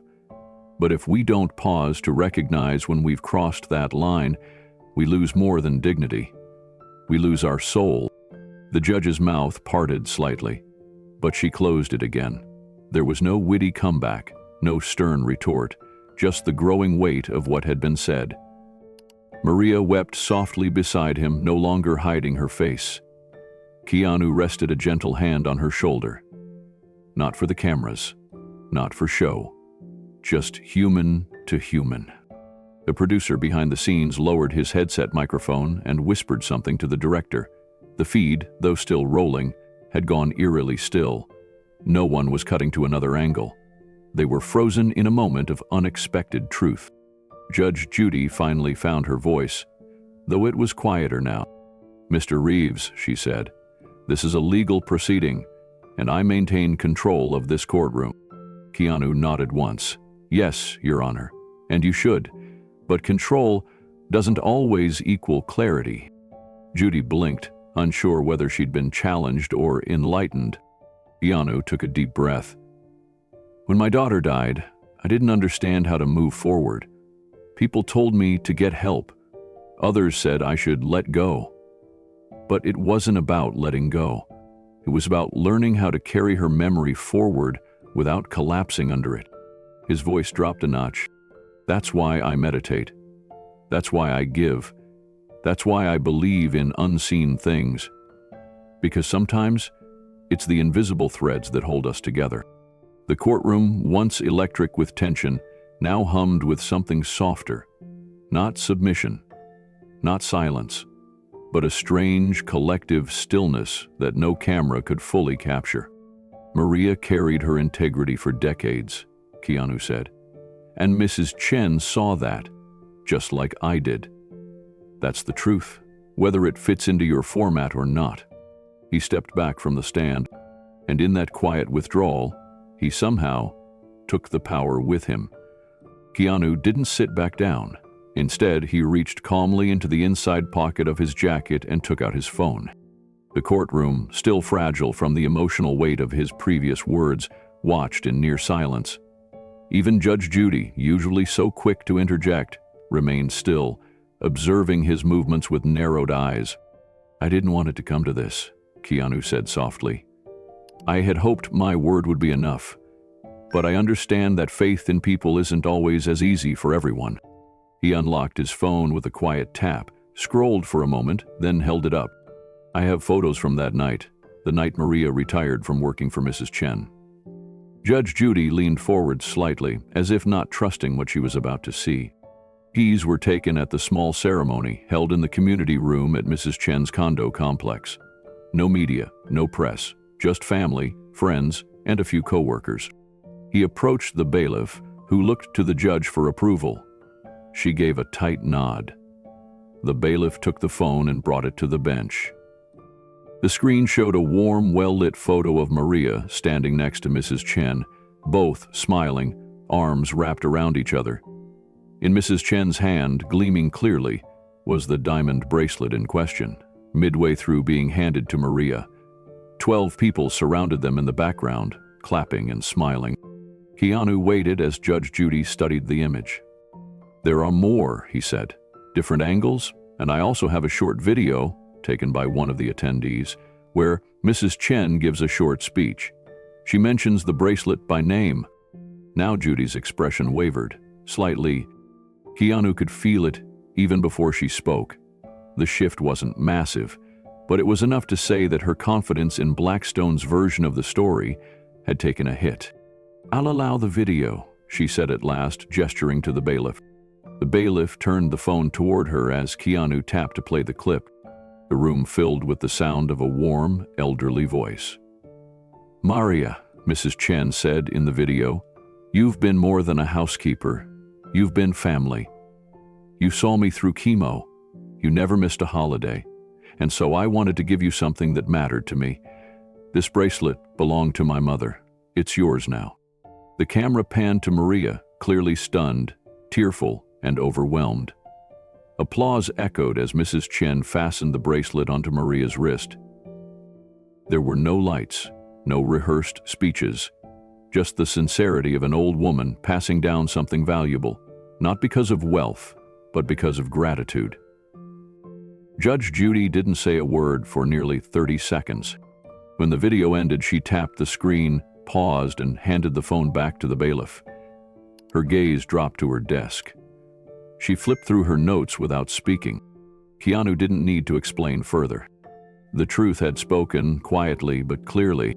He returned to his seat beside Maria. She stared at him, her lips trembling, then mouthed, "Thank you." Keanu simply nodded. For the first time since the hearing began, Judge Judy didn't rush to fill the silence. Her pen hovered above the page, but didn't move. Her eyes, usually sharp and unrelenting, softened just enough to betray her internal shift. She adjusted her glasses and glanced toward Richard Blackstone. "Mr. Blackstone," she said, her voice firm but less theatrical than before, "were you aware that this bracelet had previously been gifted by Mrs. Chen to Miss Santos?" Blackstone fumbled. I wasn't present at that event. I was told it went missing from her estate inventory after her passing." "So you assumed it was stolen," Judy pressed. "I was managing the estate. When I saw Maria wearing it months later, I thought—" He didn't finish the sentence. "You thought you had your smoking gun," Keanu said softly. "But you never asked. You didn't reach out. You went straight to accusation." Blackstone straightened his back, trying to reassert himself. "I was protecting the estate's value. That bracelet is appraised at over $12,000. And Mrs. Chen gave it away with her own hands in front of witnesses," Judge Judy said, her tone now noticeably neutral, "which makes it no longer part of the estate." Blackstone's lips pressed into a thin line. Keanu didn't smile. There was nothing to celebrate. He glanced at Maria, whose hands were still clasped tightly in her lap. Relief was flooding her face, but beneath it was the exhaustion of someone who had spent days preparing for public humiliation. "This should never have happened," she whispered, almost to herself. Judy folded her hands and leaned forward. "Ms. Santos," she said, "you have my apology. I was skeptical. I judged your position too harshly before hearing all the facts. That was a mistake." Maria looked stunned. She nodded once, then lowered her head. Keanu stayed silent. It wasn't about gloating. It never had been. Judy turned back to Keanu. "As for you," she said, pausing, "you presented your case with clarity.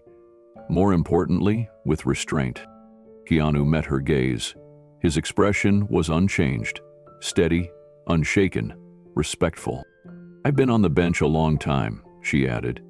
"People show up with lawyers and rehearsed stories, but it's rare that someone walks in with quiet truth and lets it speak for itself." He nodded again. "Thank you." Judge Judy exhaled slowly.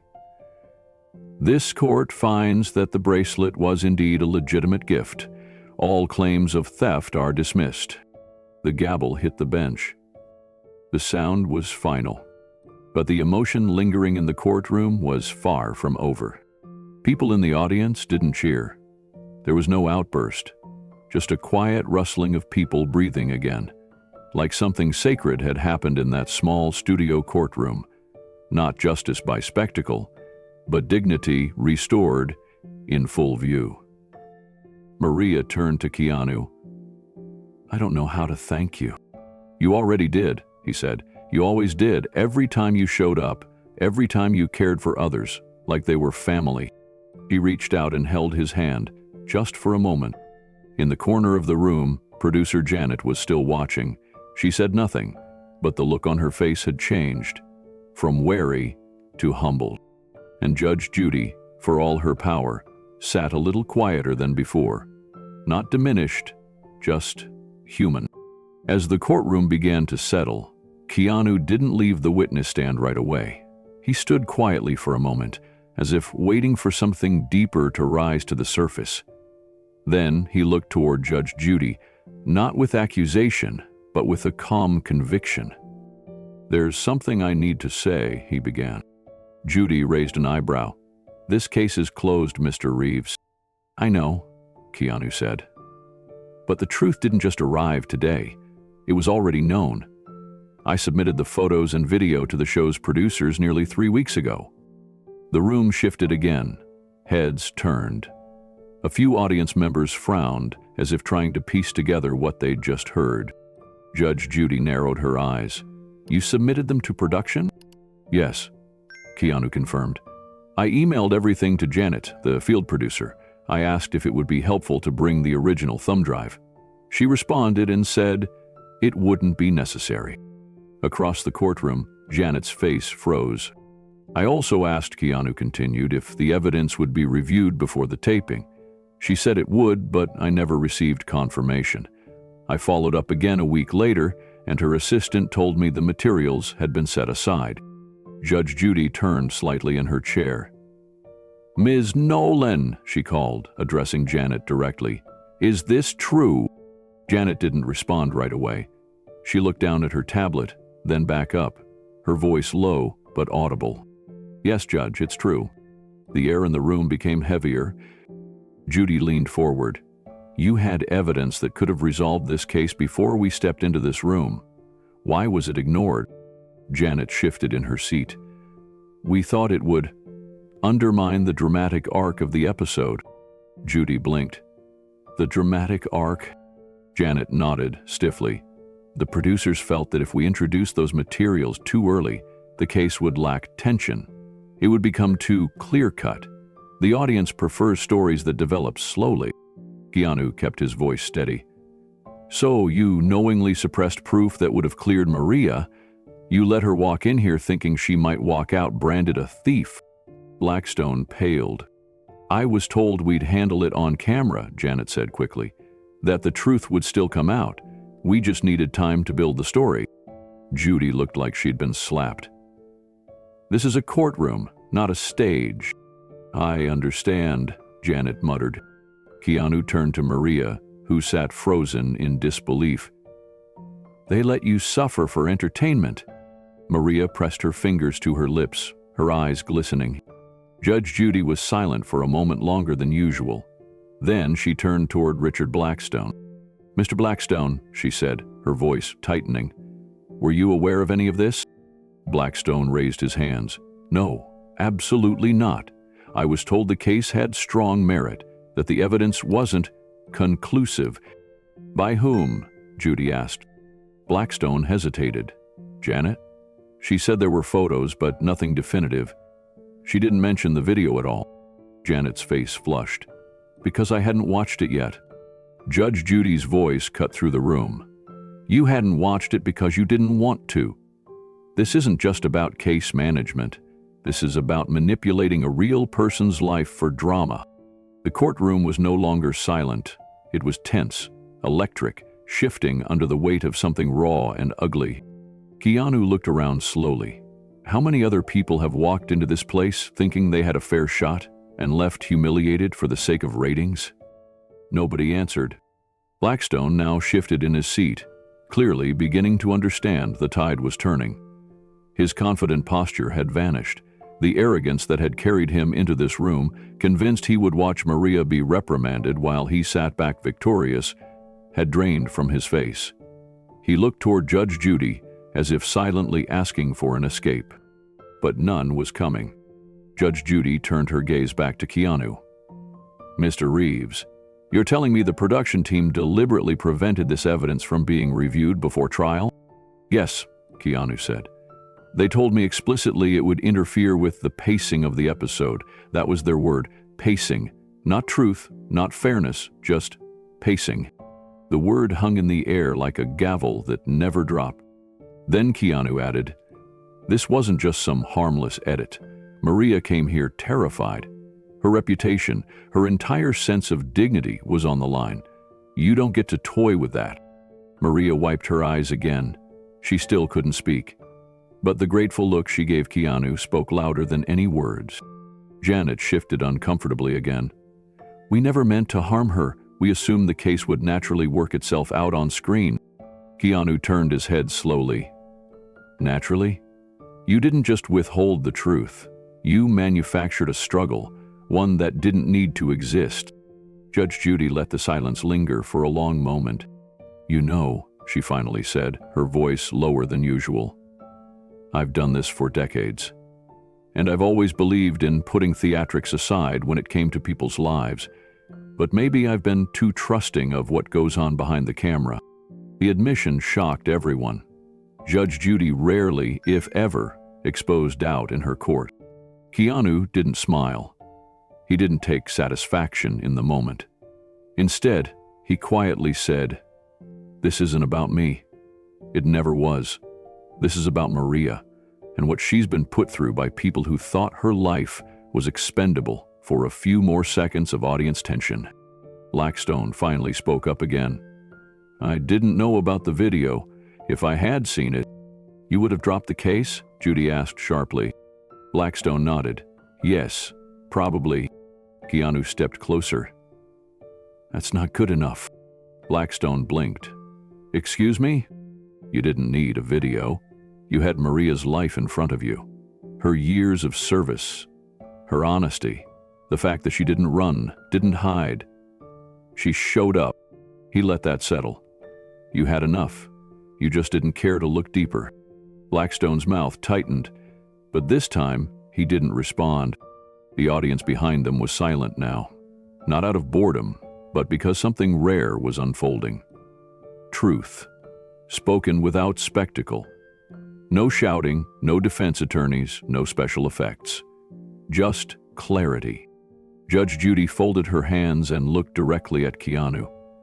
"Mr. Reeves, I believe we owe Maria more than a verdict."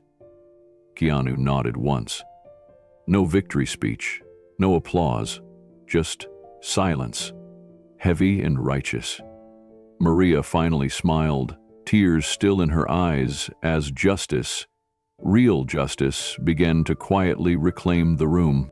For a long moment after Keanu stepped back, the room stood in silence.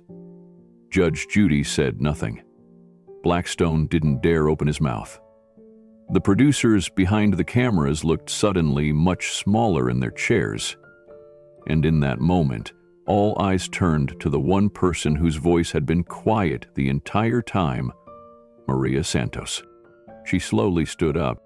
Maria's hands weren't trembling anymore. Her eyes, still glassy from tears, had steadied. Her voice, when it came, didn't need to be raised to be heard. It was clear, deliberate, and laced with a quiet power no one expected. "I've been silent long enough," she said. Keanu looked at her with soft encouragement, but didn't move. This was her moment. Maria took one step forward, her eyes fixed on Blackstone first. "You think because I clean houses I'm less, because I fold your shirts or mop your marble floors, that I don't see what's happening around me? That I don't understand power? But I do. I've worked for powerful people my whole life." Her voice didn't shake. "But you, Mr. Blackstone, you don't have power. You only have money. And money doesn't make you better than me." Blackstone opened his mouth as if to speak, but nothing came out. Maria turned to Judge Judy next. "And you were supposed to see through the noise. You've been doing this for years. You say you stand for fairness, but when a woman like me, an immigrant, a servant, comes into your courtroom, it's like you already decided my truth didn't matter." Judy's brows furrowed, but she didn't interrupt. Maria's voice rose just slightly. "You let them paint me as a thief. You asked no real questions about me. You mocked the idea that someone might honor a life of quiet work with something beautiful. Why? Because you couldn't imagine it being true?" The courtroom was still, but the emotional current running through it was thick and unmistakable. "I raised 3 children cleaning other people's homes. I was up at 5 every morning. I taught myself English, scrubbing bathtubs and listening to the radio. I sent money back to my parents every month for 20 years. I didn't do it to be praised. I did it because it was the right thing." She looked down for a second, then met Judy's eyes again. "But I'm tired. Tired of smiling while people think I should be grateful for crumbs. Tired of being told I should stay silent because I'm not someone important." She paused. "I am important. Maybe not on television, maybe not to ratings, but I matter to Mrs. Chen. I matter to her family. I matter to my own. And I matter to Keanu." That should have been enough. Maria took a deep breath, letting the silence hold the weight of her words. Then she turned toward the audience seated in the courtroom, as if she knew some were there just for the spectacle. But now no one looked amused. Several had their hands folded, heads slightly bowed, faces reflecting discomfort, empathy, and shame. "I've watched people pretend not to see me for most of my life," Maria said. "In restaurants, in hallways, in stores. But I saw all of them. I saw who helped their mothers, who yelled at waiters, who left crumbs and insults behind like dust.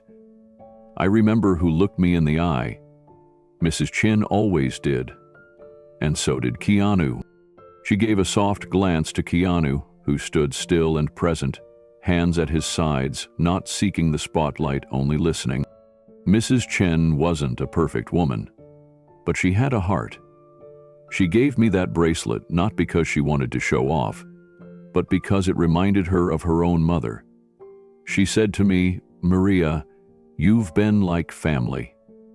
That was the moment I cried, not when I got the gift, but when I realized someone had seen me fully.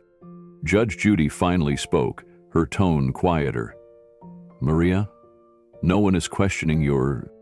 But Maria held up a hand gently, respectfully, and continued. "I know what today was supposed to be. A show, a big reveal, a celebrity witness, and maybe a dramatic takedown. That's what people want now. But what I want, what I ask, is something simple. Dignity.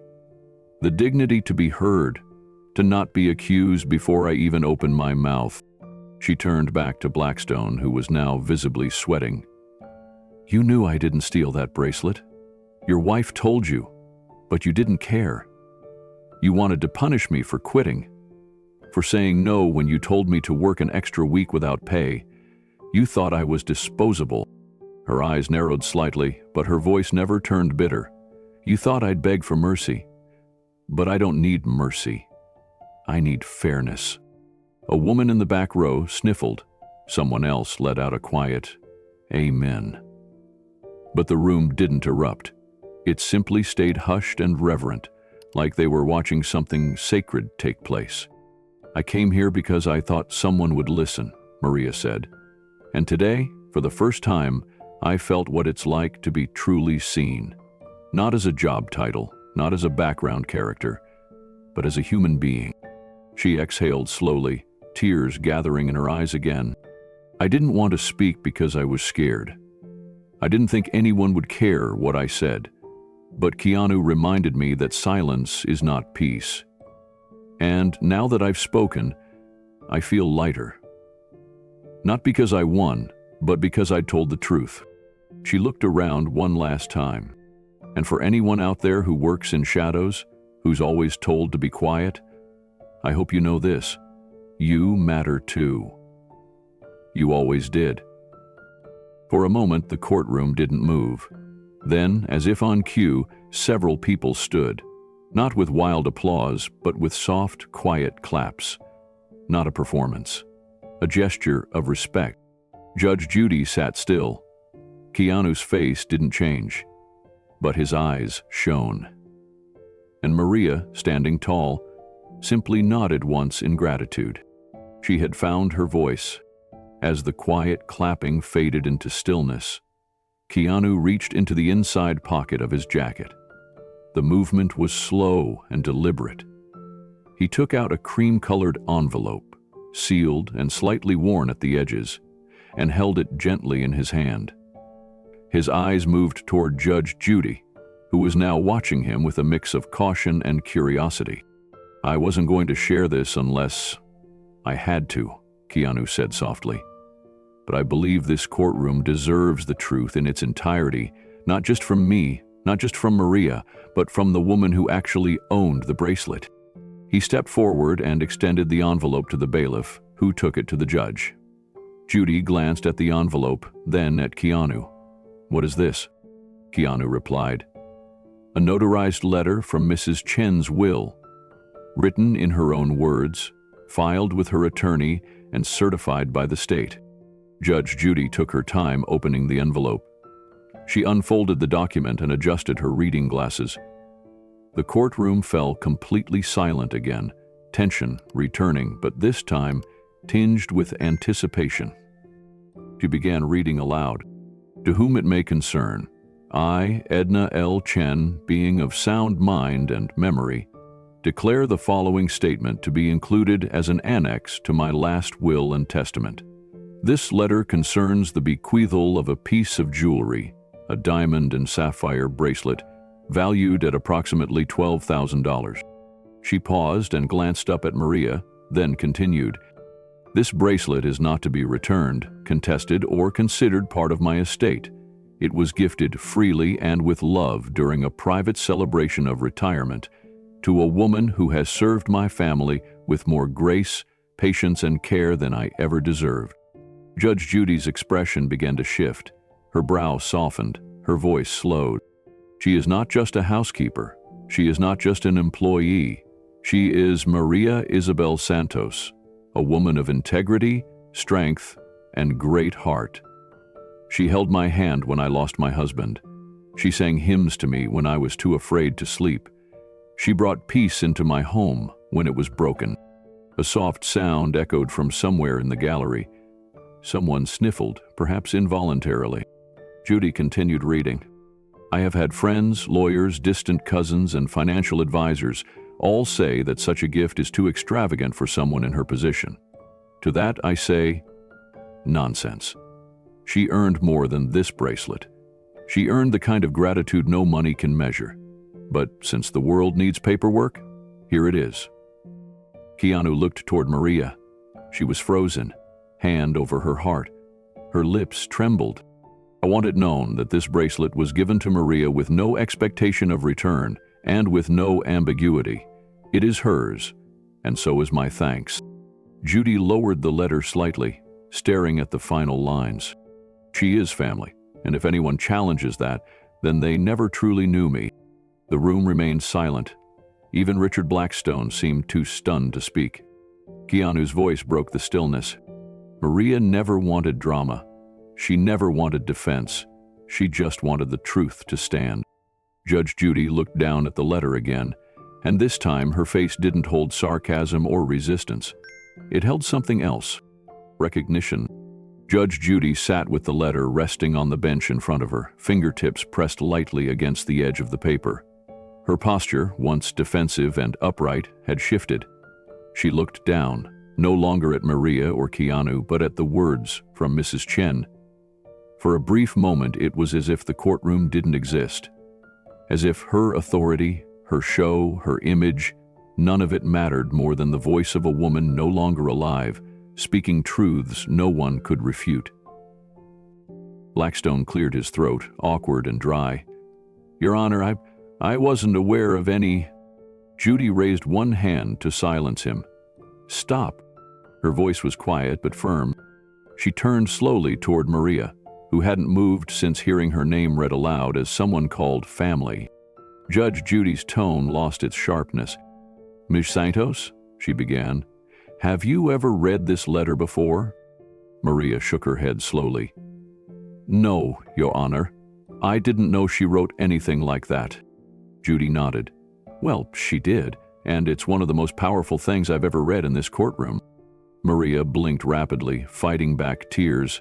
Her shoulders trembled.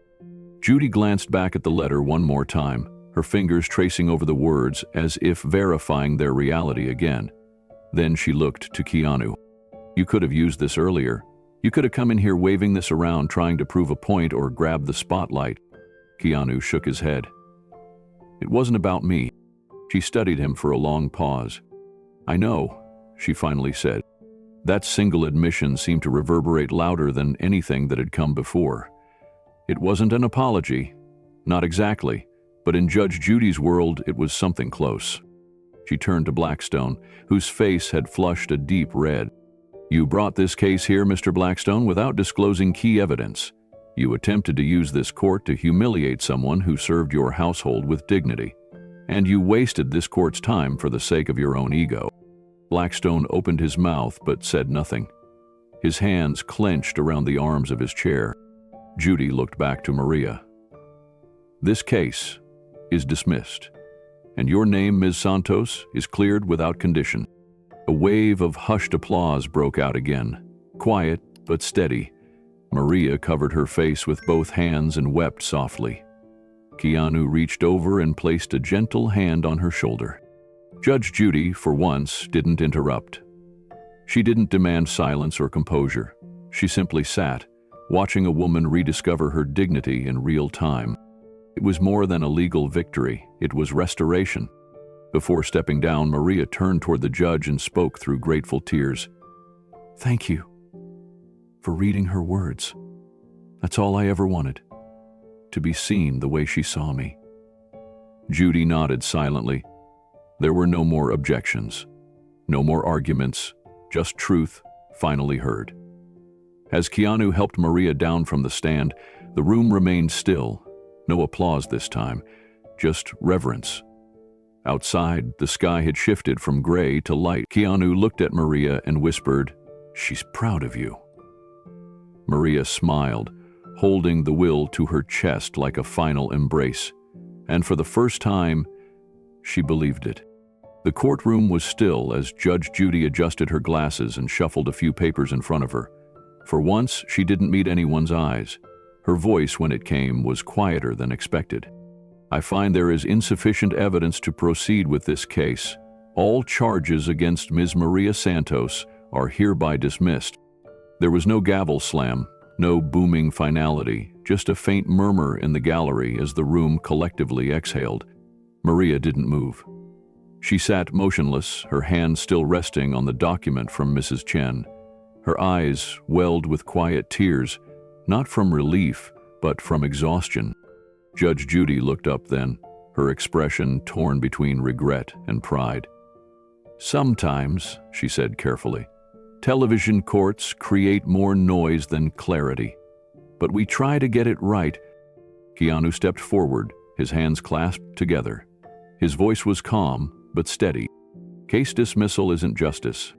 The words sliced through the room. Judy blinked. "Excuse me?" Keanu didn't raise his voice.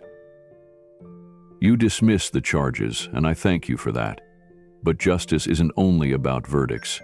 It's about acknowledging harm, about restoring dignity. Maria was publicly humiliated.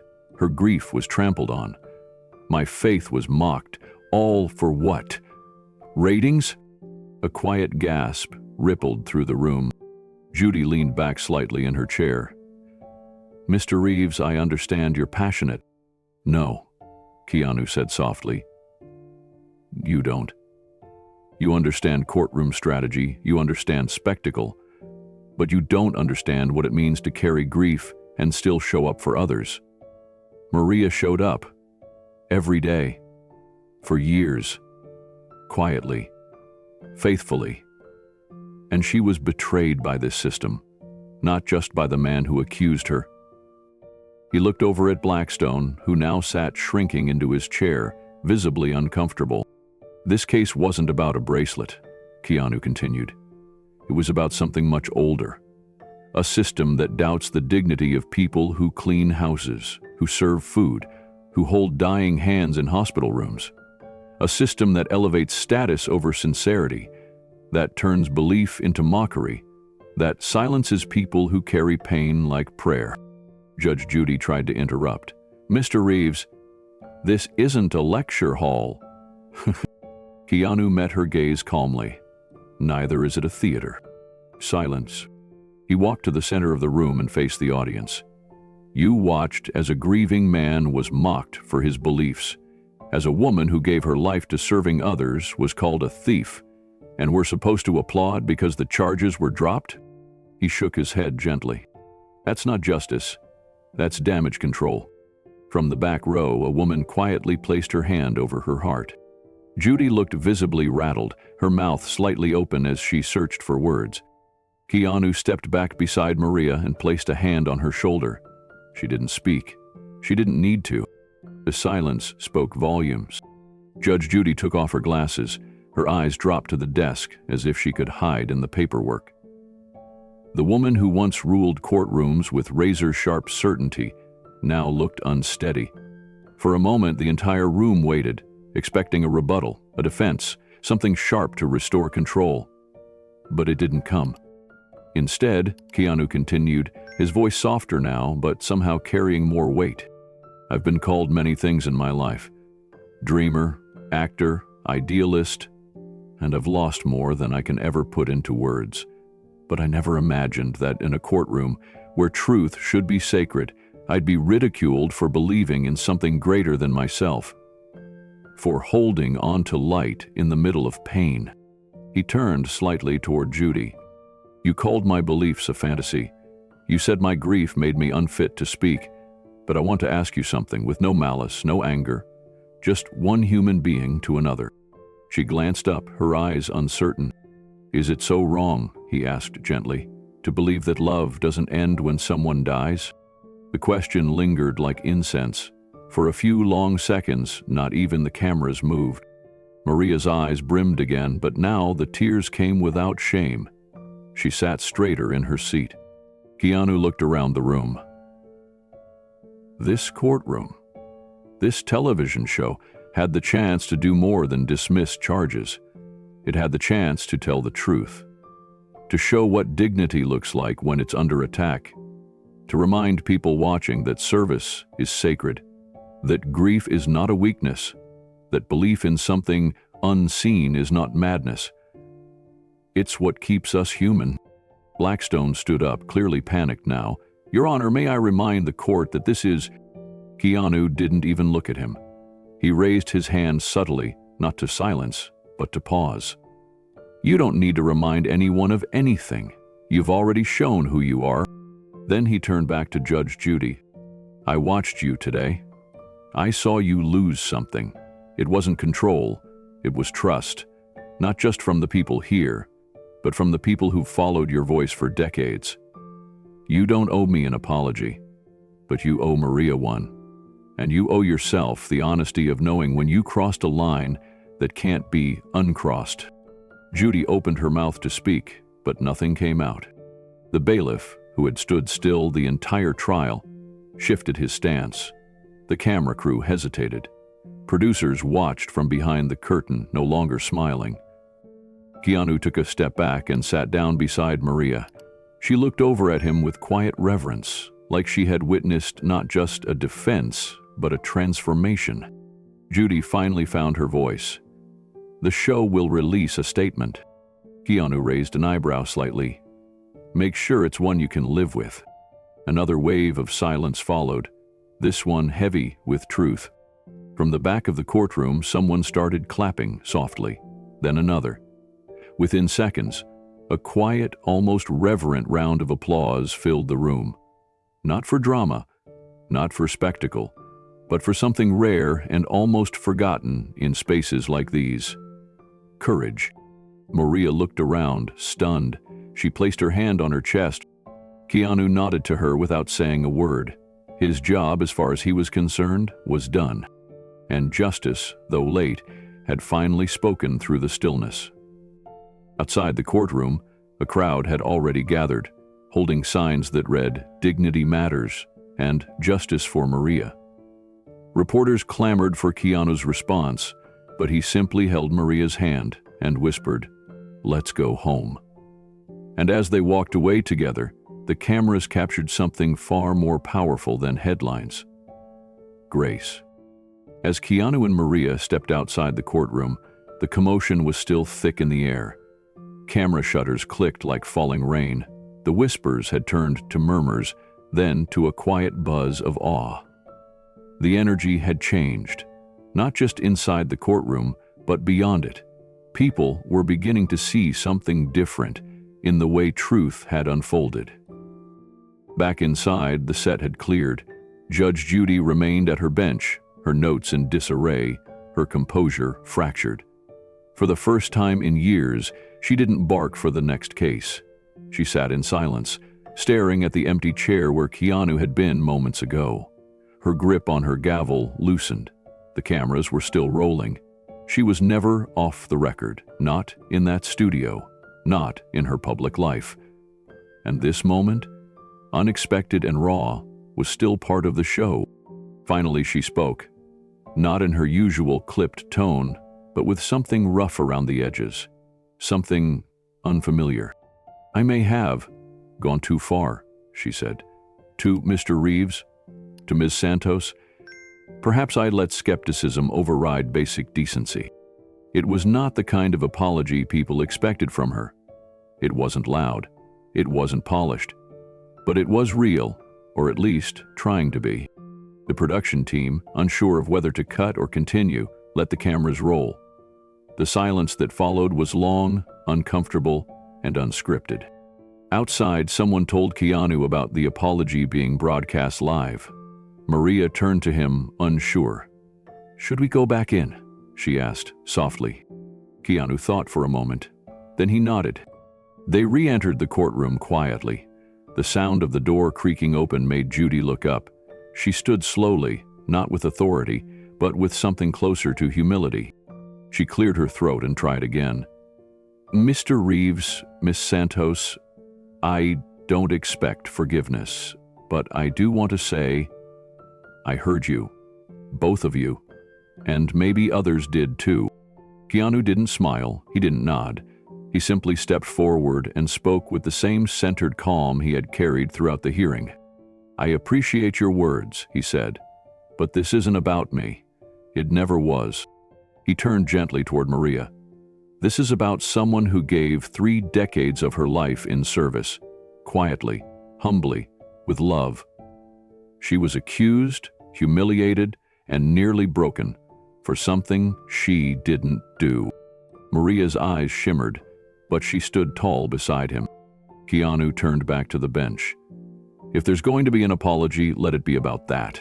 About how we treat people we think we can overlook. About the way we treat faith, dignity, service, things that don't trend. The crew behind the cameras had stopped whispering. Even the lighting tech had stopped fiddling with his panel. Keanu's voice never rose. He didn't seek revenge or shame, only truth. Keanu stepped back and placed a gentle hand on Maria's shoulder. Her chest rose and fell slowly. For a moment, she wasn't a housekeeper standing in a courtroom, being judged. She was a human being, seen and honored in front of millions. Maria Santos, Keanu said, is the reason my home ever felt like a home. My late partner, Jennifer, my daughter Ava, who we lost before she even had a chance. Maria cared for them. She helped me hold my life together when I didn't know how. She's family, not hired help. Family. Maria's hand covered her mouth. Her body trembled, not from fear, but from a release she had held back for years. Her voice had been silenced so long it had almost forgotten how to carry pride. But in that moment she stood a little taller.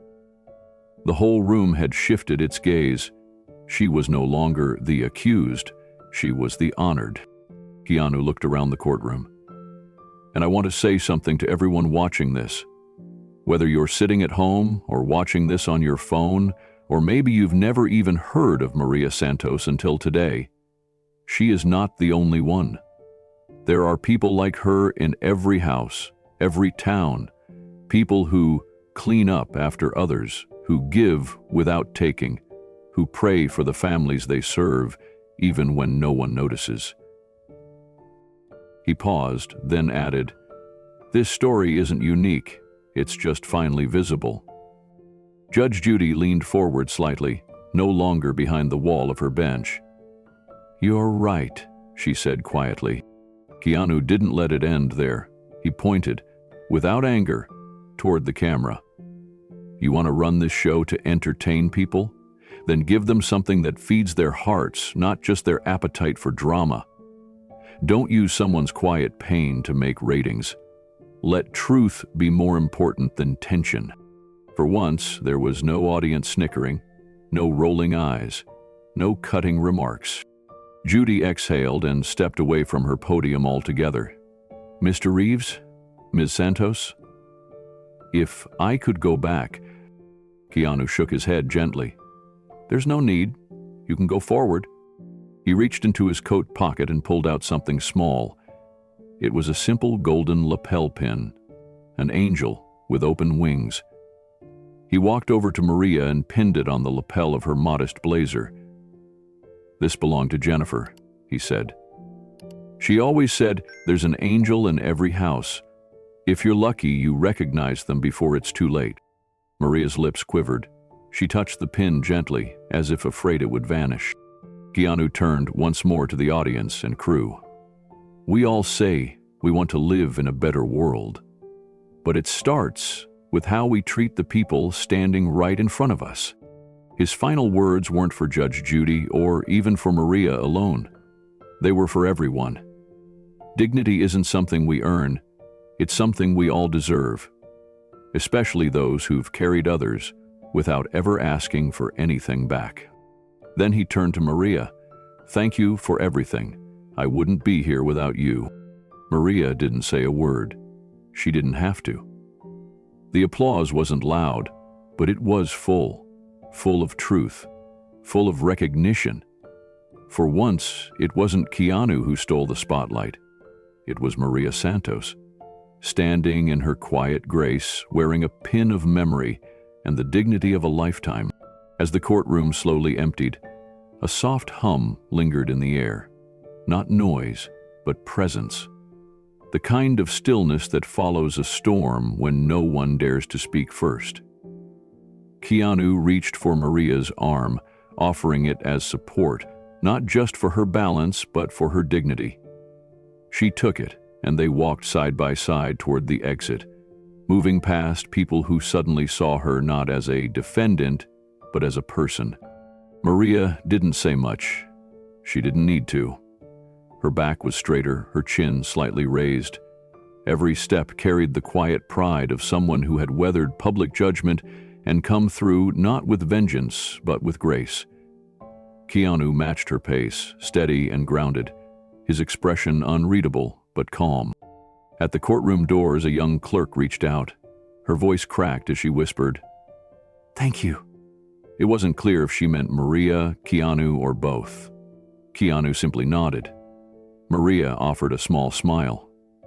Outside, the Los Angeles sun poured onto the steps like a benediction. Maria squinted against the light. She had walked into that building with the weight of accusation and uncertainty. She walked out with the truth behind her, and something even more sacred, her name restored. Reporters surged forward, but Keanu raised a hand. Not now. And for once, they listened. Instead of flashing bulbs and shouted questions, a hush fell over the press line. Maybe it was the look on Maria's face. Maybe it was the understanding that some moments don't need headlines. Just reverence. Keanu turned slightly toward the cameras, then glanced at Maria. She gave a subtle nod. He spoke softly, but it carried. Today was never about jewelry or court appearances.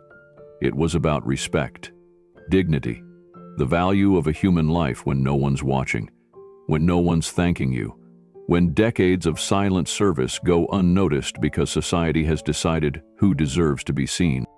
Maria's eyes shimmered again, but this time it wasn't sadness, it was release. We live in a world that measures people by money, fame, and power, Keanu continued. But the real currency is kindness. It's how we treat each other when we think it doesn't matter. That's when it matters most. He paused and looked into the crowd, not at reporters, but past them. Maria Santos is a hero, not because she fought back, but because she never stopped serving, never stopped believing that love was real, even when the world tried to make her feel small. She's the kind of person who reminds us what's possible when we choose grace over cruelty. There was no applause, just the kind of silence that feels louder than noise. A reverent pause before the world starts moving again. Keanu looked at Maria one last time and said, "Thank you for letting me stand beside you." She whispered, "Thank you for seeing me." Then, together, they walked down the courthouse steps, not as celebrity and housekeeper, but as something simpler. Two human beings who told the truth and were changed by it. He looked at the audience, then directly into the camera. "Maria is just one person," he said, his voice firm but kind. "But there are millions like her, people who give their lives quietly, with love and loyalty, and are so often forgotten or disrespected the moment they're no longer useful to someone in power." Maria wiped her eyes. She stood taller now, no longer the woman accused, no longer the housekeeper in the background.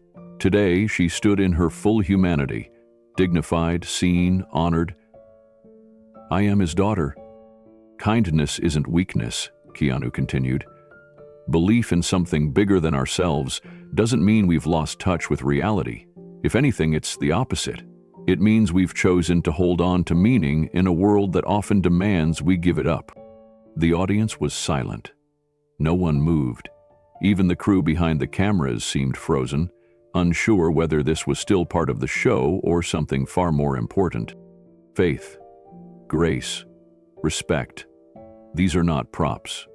They are the foundation of who we are when no one's watching. Keanu turned again to Maria. "You didn't deserve this trial, but I hope after today people see you, really see you." Maria nodded. "I do," she said softly. "Thank you." And then Keanu looked straight into the lens once more.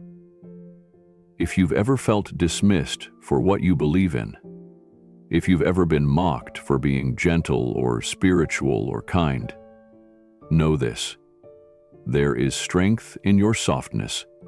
There is courage in your quiet." A long silence stretched. "This world needs more people like Maria," he added. "People who live with love. People who serve with grace. And it needs fewer people who turn pain into a performance." The judge, still seated, offered no further words. Keanu nodded slightly in her direction. Not with anger, not with vengeance, but with finality. He turned to the bailiff and politely asked, "May we be dismissed?" The bailiff, who had watched the entire case with a shifting expression of disbelief and awe, nodded. "Yes, Mr. Reeves." Maria stepped forward, but before she could move, the bailiff did something no one expected. He stood straight, gave her a gentle nod, and opened the courtroom door with a quiet, "After you, ma'am." As Maria and Keanu walked out together, the entire room remained hushed. A few audience members clapped, softly, reverently. The cameras kept rolling, but no one cared anymore about the episode. Because what had just happened wasn't entertainment. It was truth. Outside the courtroom, Keanu and Maria stood in the sunlight. The air felt clearer somehow, as if something unseen had been released. "You were amazing in there," Maria said. "No," Keanu replied, smiling.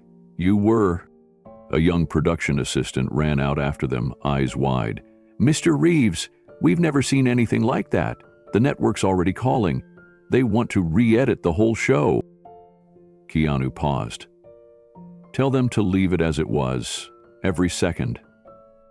She nodded, stunned, and walked away. Keanu turned back to Maria. "You ready?" She nodded. "Let's go home." They walked toward the parking lot, side by side, not as actor and housekeeper, but as two people who had just reminded the world that dignity still mattered. And by the time the clip hit the internet, it wasn't just the courtroom talking, it was the world